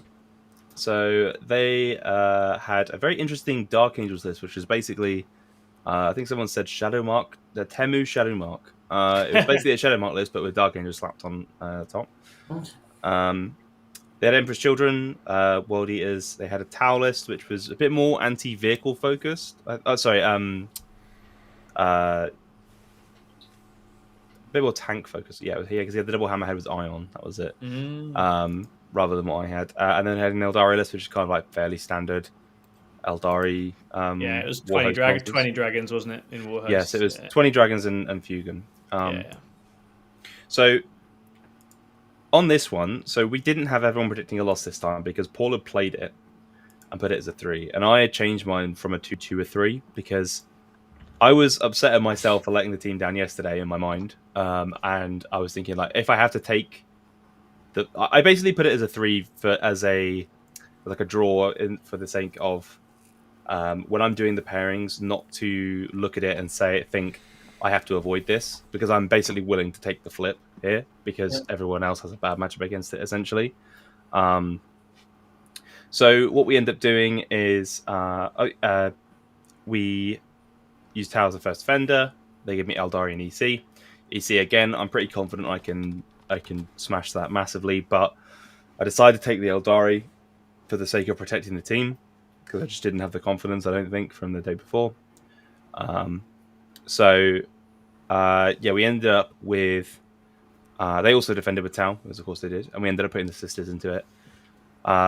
So we ended up with me into Eldari on the light board, sisters into Tau on the standard, EC into Dark Angels, which is upsetting because that's the only person we had as a draw for that game. Everyone else had a small win, but for the sake of protecting everyone else, that's kind of how it worked out. Drukari into EC on the heavy board for a draw, and the Dark Angels into the World Eaters for a small win because they got the Lion and all of the -1 damage guys. It's quite good into that.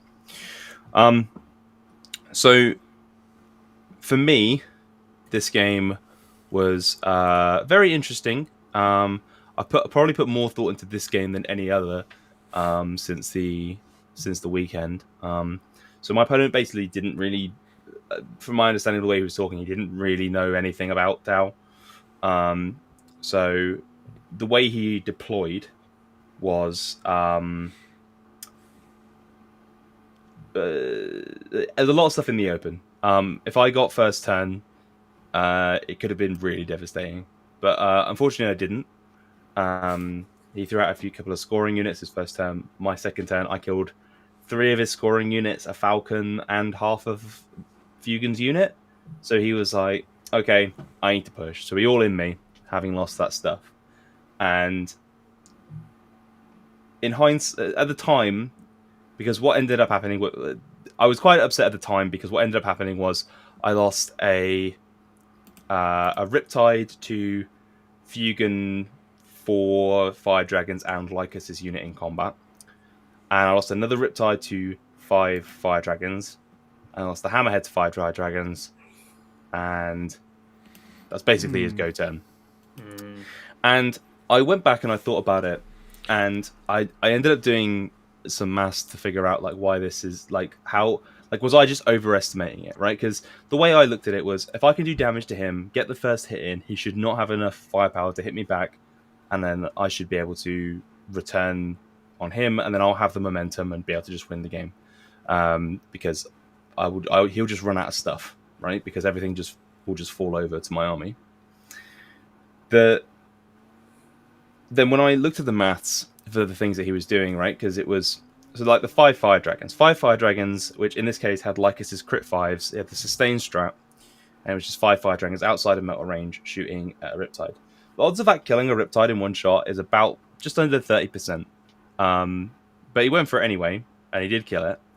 And I realized after the fact that really what happened there was I had backed him into a corner and kind of left him no choice but to all in me. Yeah, absolutely. And he had to take the roll of the dice, even though it was only, like a 30% chance of working. He kind of had to go for it. And in this case, it worked out, right? Like him rolling 5 ups with his sustained guys and getting 10 hits and 10 wounds on my Riptide. Like, it's all well and good at the time, me being salty about it.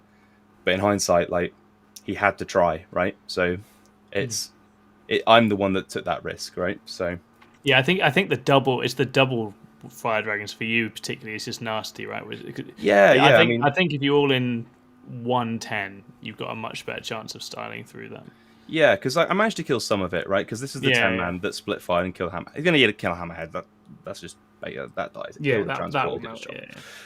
other Riptide took Fugan, passed all the saves against Fugan, took 4 wounds from the other 4, and passed 2 of the saves. I should have CP re-rolled the invulnerable save, but I didn't, and he rolled 11 damage, which was sad.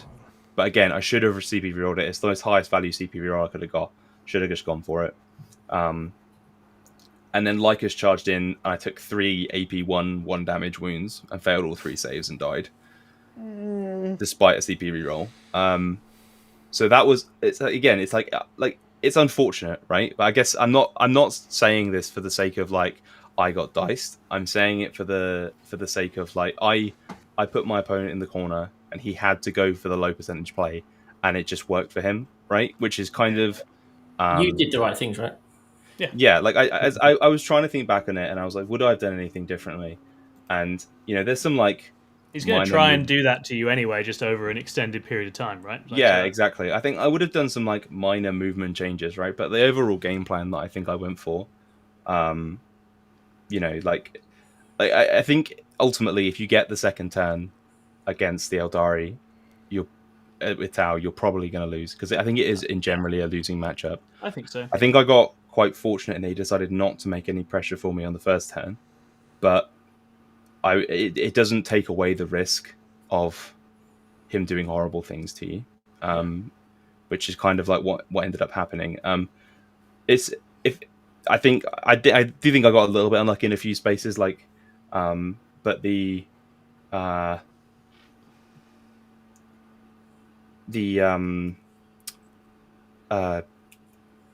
game probably should have been, I don't know, like 15-5 loss, 14-6 loss, right? Most of the time. I think I just got a little bit unlucky, and then that slid it a little bit further away from me. And that was a really good game.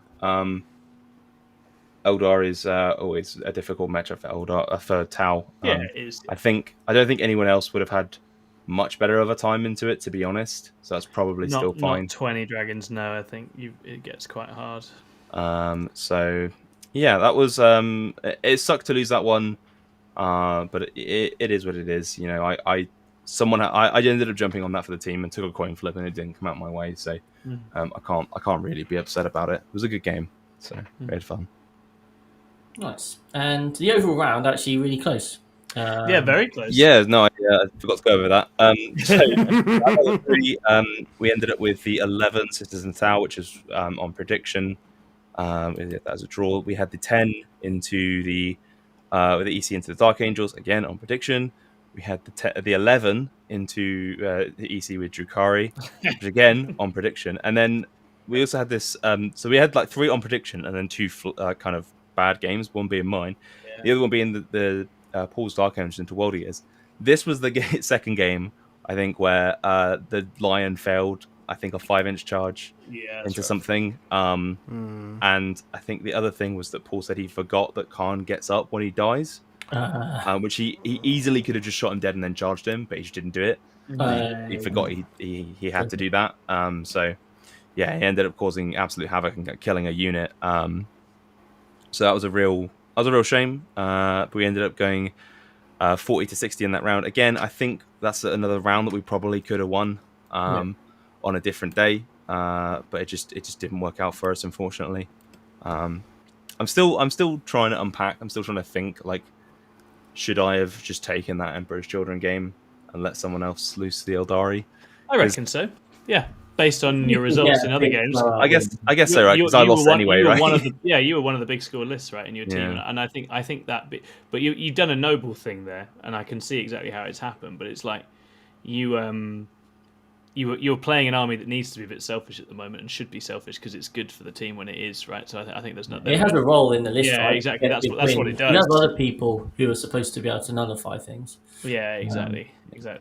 I guess I just thought that since the option was there for me, like if everyone's going to predict a loss into it, like I could take the loss or the option for a coin flip for a win. I thought maybe I should go for that. Yeah, absolutely. And Montcard does have that at the minute. Like it does get through our doors sometimes because of the pressure, as you say. And yeah, if you'd won that dice roll, we'd be sat here going, "Yeah, right, it worked out nicely, right?" So, hindsight's I guess so. that's a wonderful thing. Right, Alpharius, being bloodied in your final round, so I have a hunch you guys were out to vent some anger. Yeah, I think we'd had a nice meal. We'd had a beer. We'd had a little bit of a debrief. We'd had a gossip. You know, Ed likes a gossip late into the night on a Saturday night, so we'd done a bit of that. And we were paired into the Wessex Wyverns, who I'd not heard of before, but it was really nice to meet them. They were lovely chaps. From Wessex. From Wessex, which is obviously where I hail from. You'll know from my dulcet posh tones that I'm obviously Wessex born and bred, much like my icon Frank Turner. There we go. So they that was quite fun. So David Bannister, his son Nick, who was there, was doing their pairings for them, and the dad basically told me how the son had been like, "You guys are doing the pairings wrong. I'm going to do it," and Nick had taken over. So Nick was running the pairings for them. And ultimately, the matrix for this one was pretty happy. There wasn't a lot to navigate, and it was all reasonably comfortable. But we had and we paired well, and we had a good time. I think Nick's Votan in the end got Ed's Grey Knights, where obviously the lack of AP in the Votan really hurt them there, and they pinged off all the 2-up saves. Lee Churchwood got a Host of Ascension, which is not what it was. And I told him that he was Lee Churchwood and he was going to run at the Host of Ascension and make it go away, and that's what he did, and that got him back in form, which was great. Alex played a Storm Surge for the Tau, and he beat that 13. Chris Irvine, Raven Guard, really killed some orcs. I think that game was over very quickly. And then I got William Sams on the Blood Angels, and this game was actually a lot closer than 15-5. So yes, William played a fantastic game. I know him; he plays down at the Winchester RTTs, so I've seen him and met him and chatted with him before. He had the Sanguinaut, which is a massive pain in the arse. Massive pain in the ass for the aspect host with their little one-on-one Phoenix Lords. They don't like the Sanguinaut, so I literally didn't pick a combat till turn 3, where I picked 4 at once and was like, which one would you like? Which one would you like him to go in? Because it's not going to help you now. But I had to be very careful playing around that on Linchpin because there was a lot of scope for that to go wrong. And ultimately, this game was still heading, to be honest, to quite drawish. Like I'd killed tanks off. You'll like this, Chris. I'd put a Wave Serpent in a one-on-one with a Vindicator, and I was like, if he doesn't kill the Wave Serpent, he's getting massacred. And the Vindicator obviously soloed the Wave Serpent. I was like, well, to be fair, it does happen sometimes. Son of a I know. From our personal real-life experiences, it happens every time. Yeah, I know, and I'm pushy with those tanks, and I do take the mick with it, and it's that's ultimately if you're hunting for those really high scores, that's what you do. Sometimes it didn't work out this time, so I was like, okay, this is going to be a closer game. But it basically boiled down to a huge scrap in the middle because I was trying to play around him and just play for cards and play for the end game, but then my final cards to actually get a decent win were Area Denial and Mark for Death, and he's just got the Fight First unit sat in the middle of the board with the Sangard, and I'm like, oh, this is awful. So I ran Jane Czar in. I also ran my Warlock Skyrunner in. Yeah. He tagged one end. Jane's unit went into all the rest of it, fought on death, killed it. The Skyrunner made his 2 4-ups against the one guy that could fight him and was still stood in the middle for Area Denial, and I got Mark for Death as well.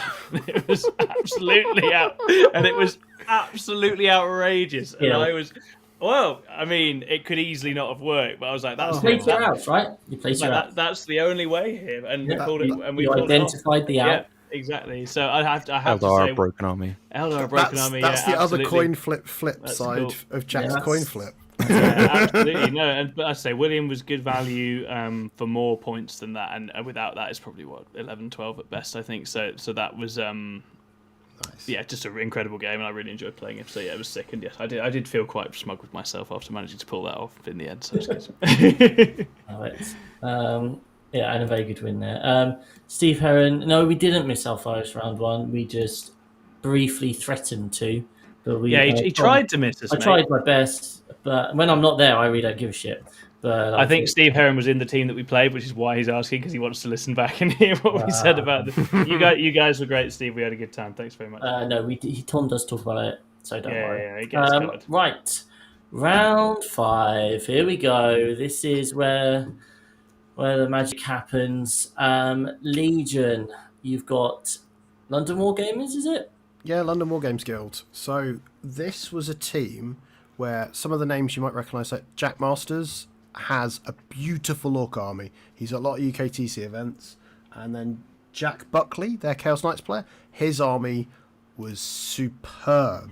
So this was a round we went into, and I looked at it and went, well, my guy's covered in Agrax. Look diabolical on this table compared to this guy. And it was quite funny because we were doing the pairings, and Jack was right. I need to make sure that Patrick definitely gets a favoured matchup. And their composition has 2 big knights. 2 knights. Yeah. So, I can't remember the order it happened in, but I remember kind of going, right, Jack, whatever you do, I'm going to end up on Chaos Knights. I know that's what's going to happen. I'm fine with that. But can we make sure that Patrick gets the IK? And somehow, they read our minds.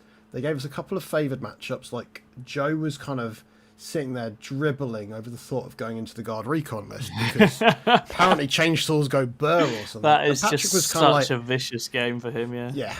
And then Doddy got kind of under his own grenade, which I think was the right call, because when I look at kind of what our matrix kind of said that we'd get, is he'd get a smallish loss. Everyone else would be kind of like on a draw or higher. So it should balance out. He ends up being 20-0'd. I watched the Gazbrick literally go into Doddy's lines, and there's just like Doddy's beautiful little robots, and I'm like, oh, this looks fun. I turn around 5-10 minutes later, and it's just like, oh, there's the Gazbrick still. And I think he has something stupid like 15, 20 flash gits in this list. So we had the right tools to shoot a lot of the little Skitari units up as well, which is just like, it was unfortunate for Doddy. It then did mean that Patrick then got into the IK and got himself a pretty healthy win with a 12-8, which I think Patrick really needed by the end of the weekend, because he was starting to doubt whether Drukhari were for him.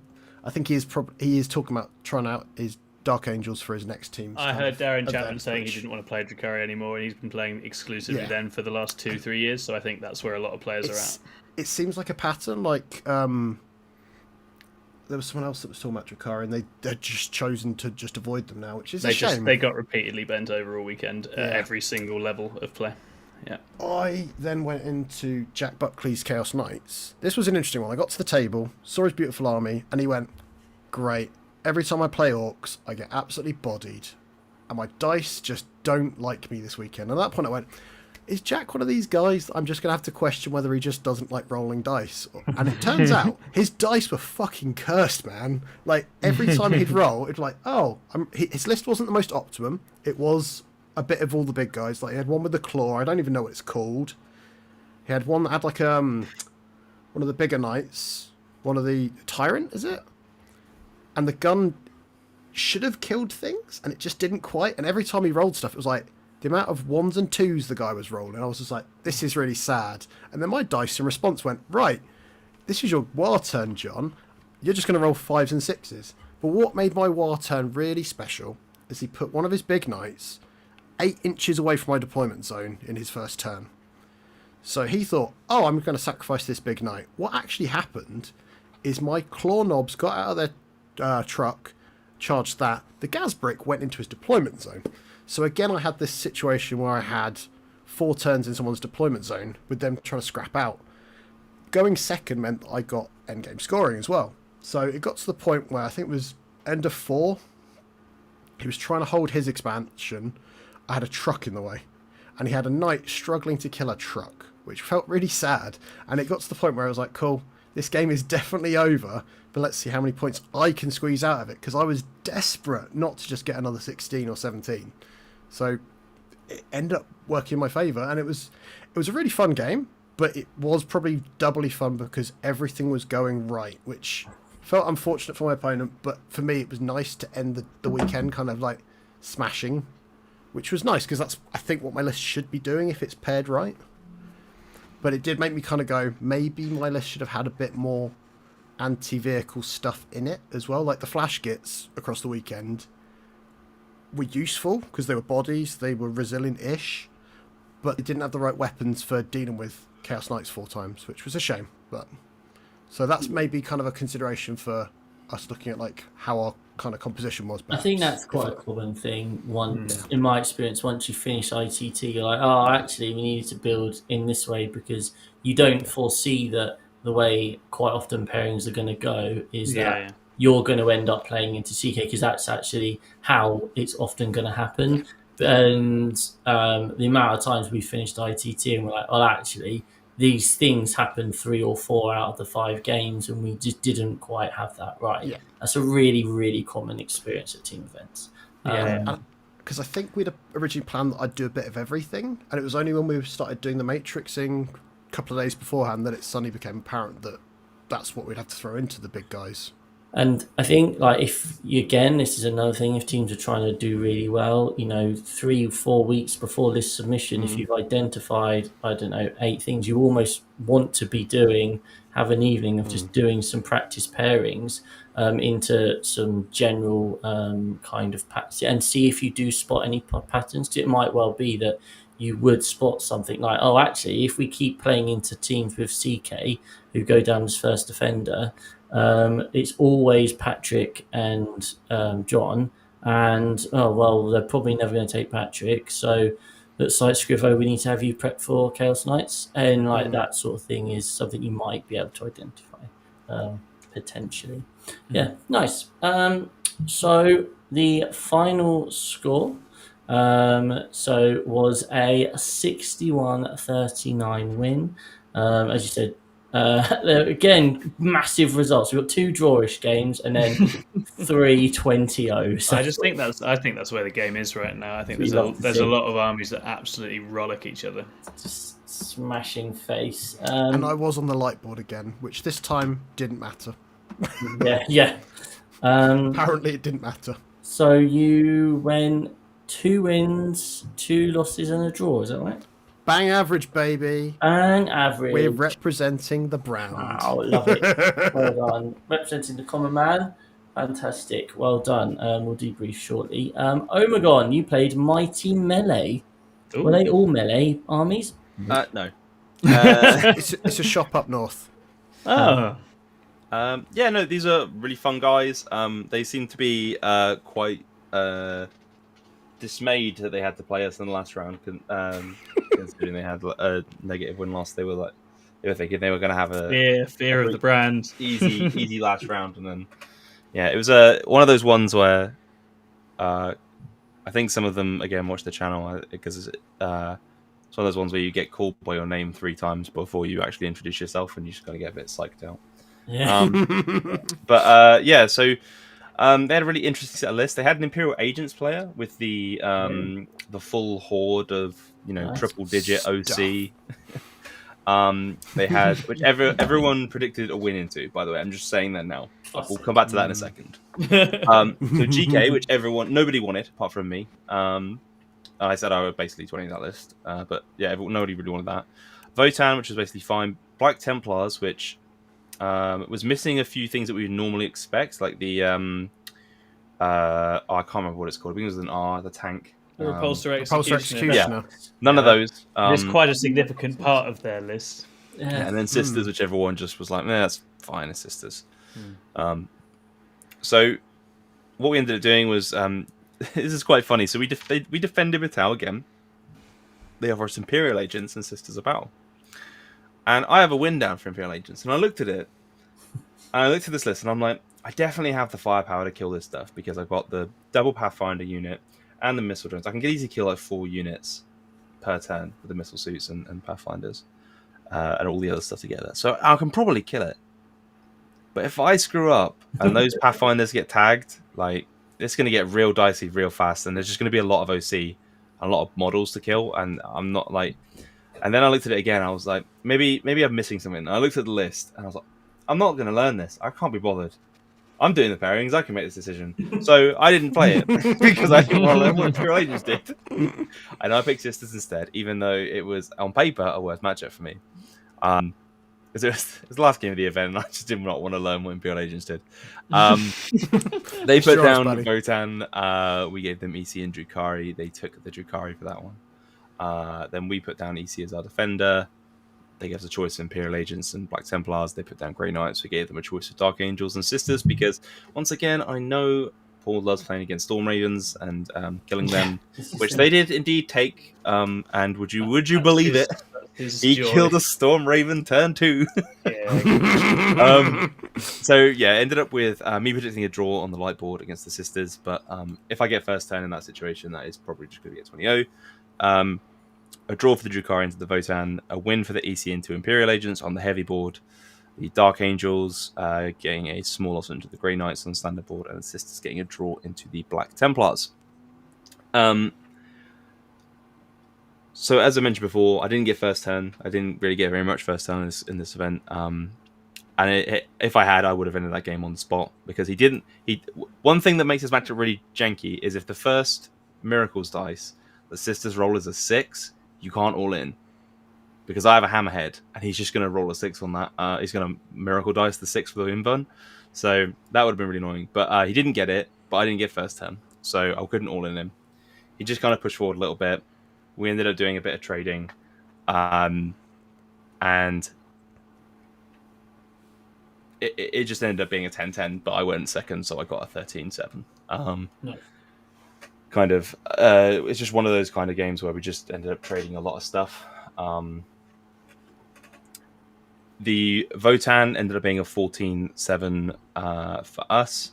It's one of those ones where neither person really knew what the other person's army did, but in this case it just kind of worked out for the Drukhari slightly better. EC into Imperial Agents was a 13-7 to the EC. This was hilarious. So the Imperial Agents got first turn in this one, which is a huge deal because they basically just swamp the board and then use like a plus OC strat. I think they have to just stop the. He basically scored like 51. Hasn't Jack lost to Imperial Agents multiple times? He has indeed, which I had forgotten, and I could not have put him through that trauma again. Yes, you do.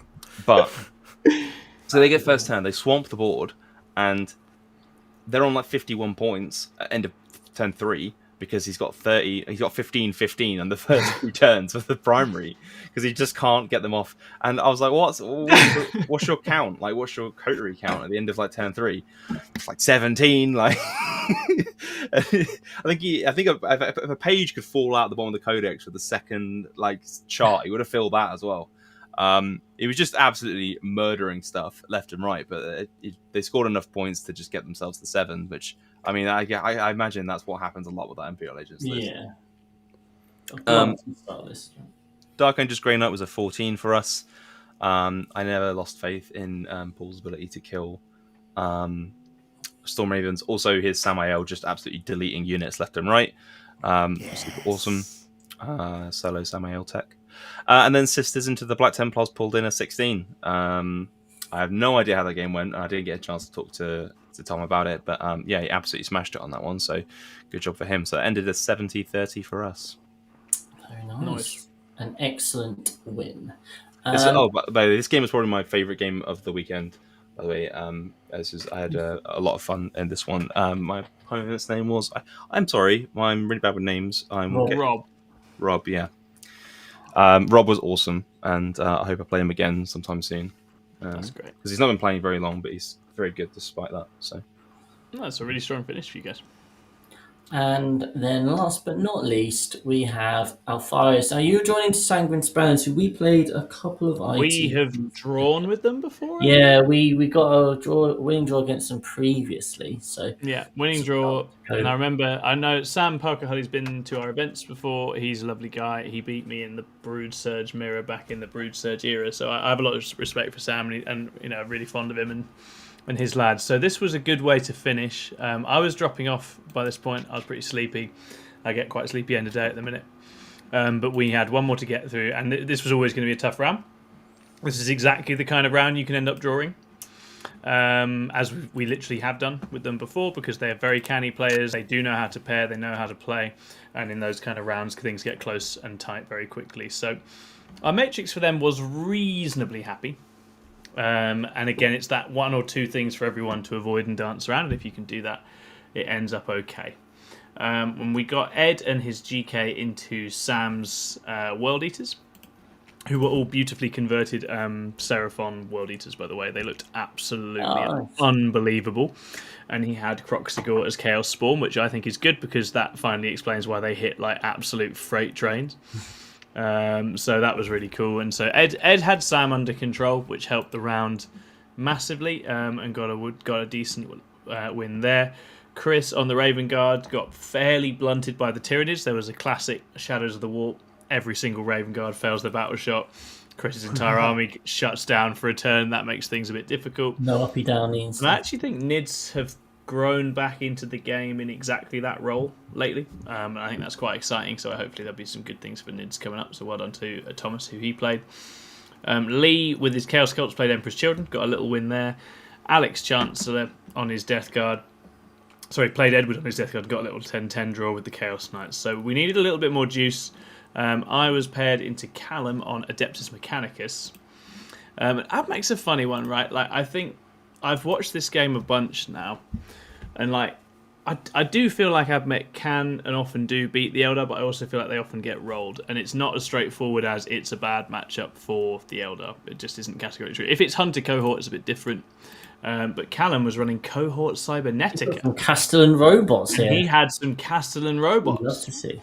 But actually, this list I really liked it. I thought Callum had some really cool little plays in here. He's got a bunch He's a good player. I played him. He's got a bunch of tech priests, and they slap a Feel No Pain on the Honor Jejune Crawler, which walks out as bait, and then they're putting Feel No Pains on the Disintegrators that are working the side. So if you're from an Eldar standpoint of like, I have to do the damage, and if I get it wrong, I'm in trouble.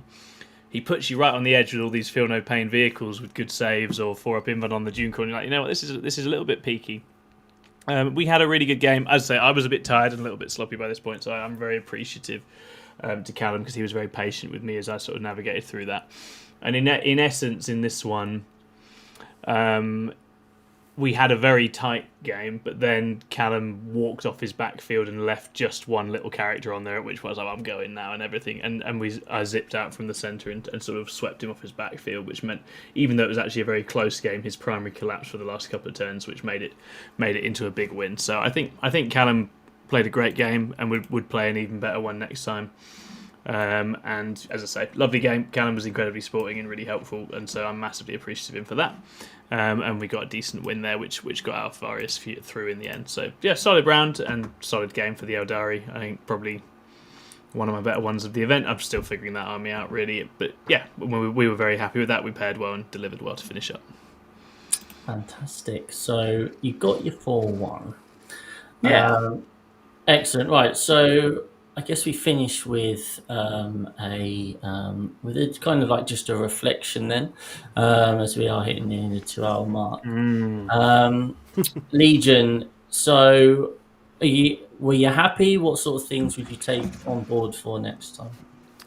I think generally everyone was happy because we did get the 2 wins, the draw, and the 2 losses. That it's the nice kind of in the middle. I think everyone kind of came out of it kind of hungry to prep more. Yep. And to get some reps into those unusual pairings. Like, I've not played with Joe in a teams format before, but as the event continued, it got more and more. He was locking in, really kind of going, well, now I understand that matchup. And it was just, he was kind of talking through his learning, and it was really nice to see because quite often in the singles environment, he's there for a fun time, not a long time. So seeing him kind of locking in a bit and having that kind of want to look at progressing for the next event was really cool. And like Patrick came out of it kind of going, these are some lists I want to explore. I want to look at doing these things with some Dark Angels. And it's really nice to see him I just don't want to play deflated. anymore. Yeah. And that's fair, because I think the reality is, like, when I was looking at the people that I know that played Drakari There's just quite no actively reason to play it in weren't 5-man there, teams. So I and don't we're think playing there is. other stuff. That kind of, maybe we didn't read the room, and it was like, sure, like it was unfortunate. And like Doddy, I think came out of it going he wanted to play more, but he's quite multi-system at the moment as well. So I don't think he necessarily gets the reps in with it. And Steve was just kind of like, he made some decisions based on his list because of how things were painted, which I only found out at the weekend. He didn't take Predators because they're Iron Warriors, and he went, next time I'm not going to have the Pride down, I'm going to use them. And I was like, oh god. But I've used the same logic before. I've gone, Yeah, I'm it not does. using It does stuff because happen. yeah. So I understood it, but coming out of it, I think we were all sitting there going, right, let's do this again, guys, and let's try the next step up kind of thing. So it's like, I know we're probably going to mix things up a bit for the next event for sort of an ITT, but I think each of the players that were on the team, wherever they end up being, will probably try to be more active. And I think that's really nice, even from the guys that are the more casual end of the scale for our team.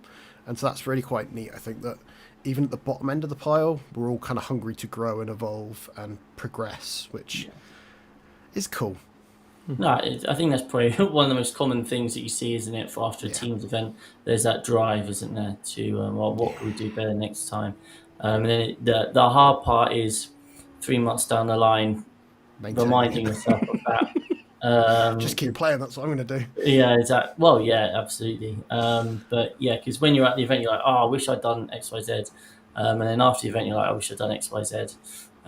It's like, can you come up with plans that are actually actionable, I think. But yeah, no, that's fantastic. And yeah, you guys did awesome, right? And it sounds like you had a good time as well. And I guess the challenge is the field changes between now and then. Like, if it's January, February, there's going to be a slate. Who knows? Everything, right? But you stick to the same principle. It's loads of work. It just is loads of work. Yeah. I think, and the overall standard has got higher and higher, right? It has every time. Even the guys there for a casual time, the competency level there, it's not a case of them not knowing what because we keep teaching them how to play. Thank you. It's not going to get any easier. That's just how it is, and that's awesome. I think it's super good, and it means. I mean, if you looked at events around the room, right, it was so open, and teams taking draws and losses and wins off each other all the way through, except for Ignite, who are basically unconquerable. But that's fine. We'll worry about that another day. Yeah. Omegon then. Reflections. How do you guys feel? You're muted. Yeah, no, it did tell me. I think in terms of the armies, what I'm finding about Tau is that it has a lot of very good matchups, right? You can play basically almost anything. There does have a handful of bad matchups, but it really does come down to that. It did come down to those first turn rolls on the UKTC boards. If you don't get it, it just becomes down to you're just playing normal Tau, and the other detachments for Tau play that better, right? Your Kauyon, your Orcs Cadre, they do that much better. The Montcar, not that Montcar's bad at it, but you kind of end up playing into like a very high variance in mana with Tau, which is fine. If there's nothing wrong with that, but it's something that I probably need to. I would think more about in future going in. And the other one I would say is I think Drukhari are just bad. Like yeah, they categorically are. I mean, we've had this. I mean, we've had the same run around, this exact same takeaway from every single ITT I've played, where I played with Drukhari, which is most of them, vast majority of them. I think I had one team event where I've not played with Drukhari, and they're just terrible. Yeah, they're awful. They're awful in teams because they are the most fragile army in the game. So that's a lot of armies are licking their lips for that, right? So there's no incentive to take it. So many matchups they just can't play. Yeah, and like exactly. Even the ones that are good, they just like Rob is like a really good player on Drukhari, right? And he's not. He's excellent at like scrabbling for points and stuff like that. It's not like he's not the kind of person that's just going to not know something, just blunder into something. So when he comes in under prediction, it's normally like it's a weird thing to see. I think this book is a way off being much use in teams for a while. Yeah, and I don't think that book is going to get better for the edition. I think it's just unfortunately one of those just going to be crap for the edition. Yeah, there's lots of books like it, and I don't think that's going to change, which is unfortunate. Yeah, for sure. But that's. I mean, other than that, it basically went exactly as we hoped it would. EC was kind of like very polarizing matchups, but strong into the ones we wanted it. Dark Angel was excellent into the combat armies. Sisters was pretty stable, but there's something that I think I've kind of been thinking about players, is that I think there's kind of two kinds of players, right? There's players that run on knowledge, and there's players that run on instinct. And I think that the players that run on knowledge will a lot of the time underpredict stuff, right? And I know a lot of people will think that underpredicting stuff is fine, right? If you just come in over, like, what's the problem? The issue here is if you underpredict, if you say I'm going to lose this game, then the person in the pairings will try and protect you in the pairings. When they don't necessarily need to, which can cause all kinds of problems. And I think we felt that a lot for the sisters, right? Because I'm looking at the sisters matrix as we were talking about this, and it's pretty bad. Like, like what we have predicted is like pretty poor across the board. But a lot of those games came in as big wins, losses were coming back as like 15 plus wins. Which is I think is kind of like a testament to what you were saying, Chris, where knowing the matchups is like totally key, right? So I think Tom is a player that runs on knowledge, and I think now that once he's played a game, he's very confident into it. But I think his instincts, like if he hasn't played something, he's not necessarily going to get the right prediction. Whereas conversely, Paul is a very instinct-driven player and can make a very good guesstimate on what he's going to do into most games and be fairly accurate about it. Win 4.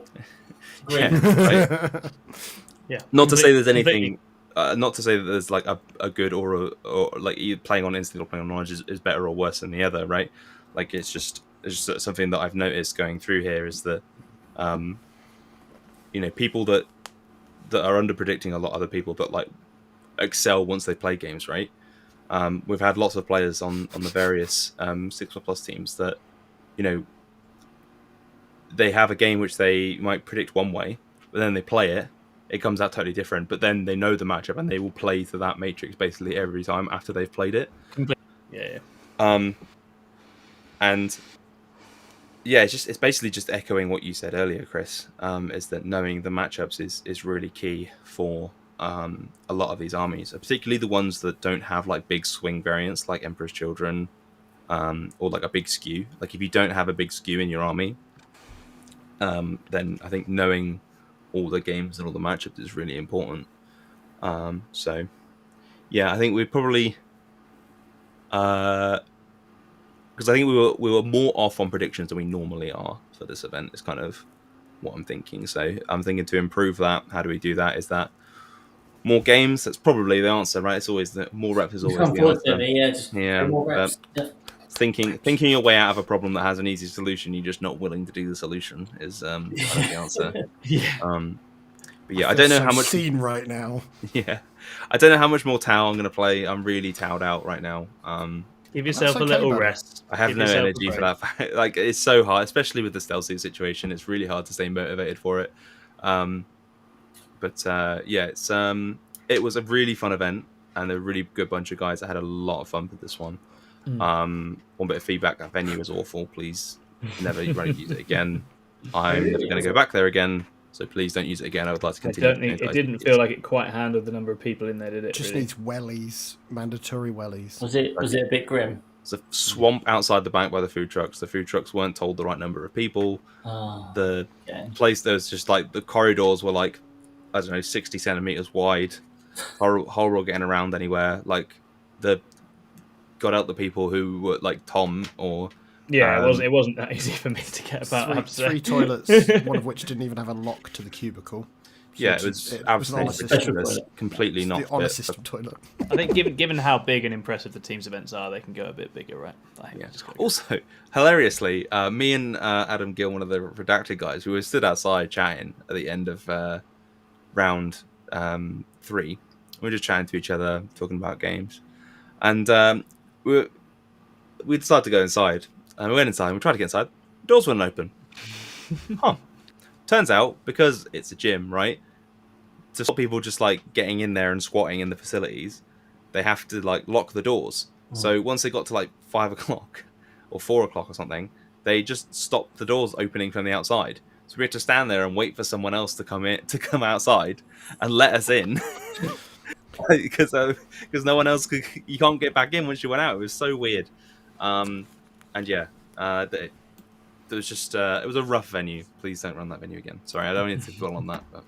No, I think that's completely valid. I just think the teams' events are so big now; they need bigger, nicer venues. Right? I think it's got to be. No. Well, I mean, that's what 115 teams. It's a huge number of people, approaching 600 players, right? Yeah, it's a huge number of people, and I think the venue just couldn't quite hack it.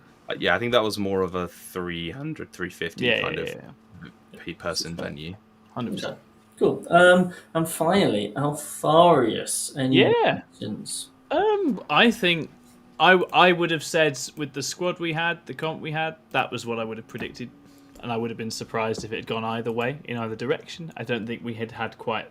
I was rusty, to be honest. I hadn't played a ton of games. If I wasn't playing something as ridiculous as Eldar, could have easily had wobbles here and there, but Eldar are just very good, so I got away with it.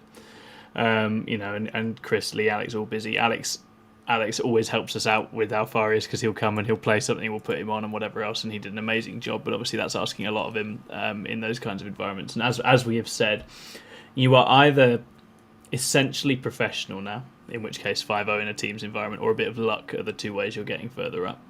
Or I think 4-1's a pretty reasonable seeding. So I think the lads did great, and it was really, really fun to actually play with our team. It was nice for Chris Irvine to meet everyone and get to know everyone. We had a good time. I enjoyed the brief but temporary humbling of Lee Churchwood. That was a rare moment. That doesn't happen very often. And I also enjoyed him rediscovering his mojo the next day. And so lots of good storylines, and obviously nothing makes Ed happier than taking a weird list and smashing everyone and talking about it. So Ed had a great time as well. Everyone. So yeah, blunting everyone, as he said. So, yeah, he's mentioned that once or twice. He has mentioned that. He has mentioned that terminology. I did enjoy him turning around about 30 minutes into his 12 against Votan, saying, "Oh, actually, this is a 20." I was like, "Okay, great." Yeah, I don't think Ed knows what the term blunting actually means.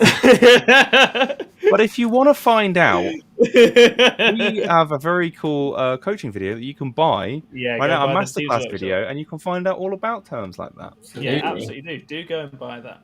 It's a lot of fun, and it can. I think it can help prep you up for the next ITT to make it even harder. So yeah, look, I was really happy with our guys, and it was loads and loads of fun to go, and I think we have a very awesome team of people. I was talking with Jack Doddy about it. I haven't got to spend as enough time with them lately, so for me that was the best thing about the weekend, was just getting to hang out with everybody and sit, and everyone was very nice and would find me wherever I was sat and come and hang out, and so that was a good time, and so that was the big thing for me, and it was absolutely amazing.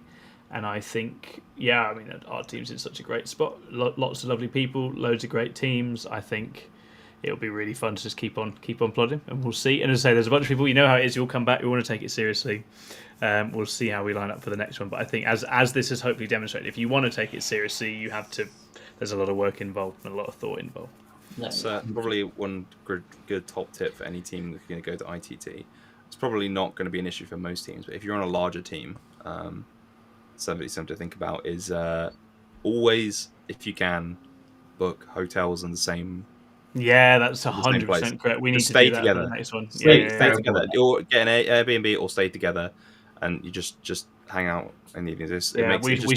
Let's get that booked for the next one. We should do that. It improves the quality of the event so much. Yeah, it just makes it so much more fun. Yeah, absolutely. Because we have 25 players going to the next one. We've got 5 teams. We've done 4 teams once or twice over the illustrious here, but usually it's 3 teams. But yeah, we've got 5. I'm not even playing. Yeah, that was the one other thing I wanted to say, by the way, is like, I think at this event more than any other, like in terms of the numbers of people coming up and saying hello and saying how much they love the videos, another thing, it's insane now. It's got to quite an insane point. For me, I was a bit stretched, knackered, injured, and busy, and so I apologise to anyone if I was a little bit tired and preoccupied, because it was not easy actually playing 5 games at this stage in recovery. But you were all amazing and lovely and friendly, and it was so nice to get so many positive comments about the team and the channel and everything else. So thanks to all of you. You're amazing. Sam, the 4th team name is Hydra, and then we don't currently have a 5th team name. That'll be the same. We'll work out the 5th, but I think we'll either double down on the theme, or maybe we'll let the the team vote for what the other one is. That might be nice because we have had Teamy Chris is McTeeson. shaking his head. You So. never give people choice, Tom. You know this. No, you're Otherwise, right. it'll be Alpha Muck Alpha Face. Sendy McSendy face. But it should be good fun. But It's gonna be anyway, sick. we have rambled on for over 2 hours. So thank you very much for joining us. Don't forget to like the video, and we will be on your screens again next week for a really exciting topic. Don't know what it's going to be yet, but it's going to be a good one, I'm sure. Tom will be back in charge. And also don't forget about Thursday, where Fight Night is here. And it's going to be one hell of a battle. See you next time, guys. Goodbye.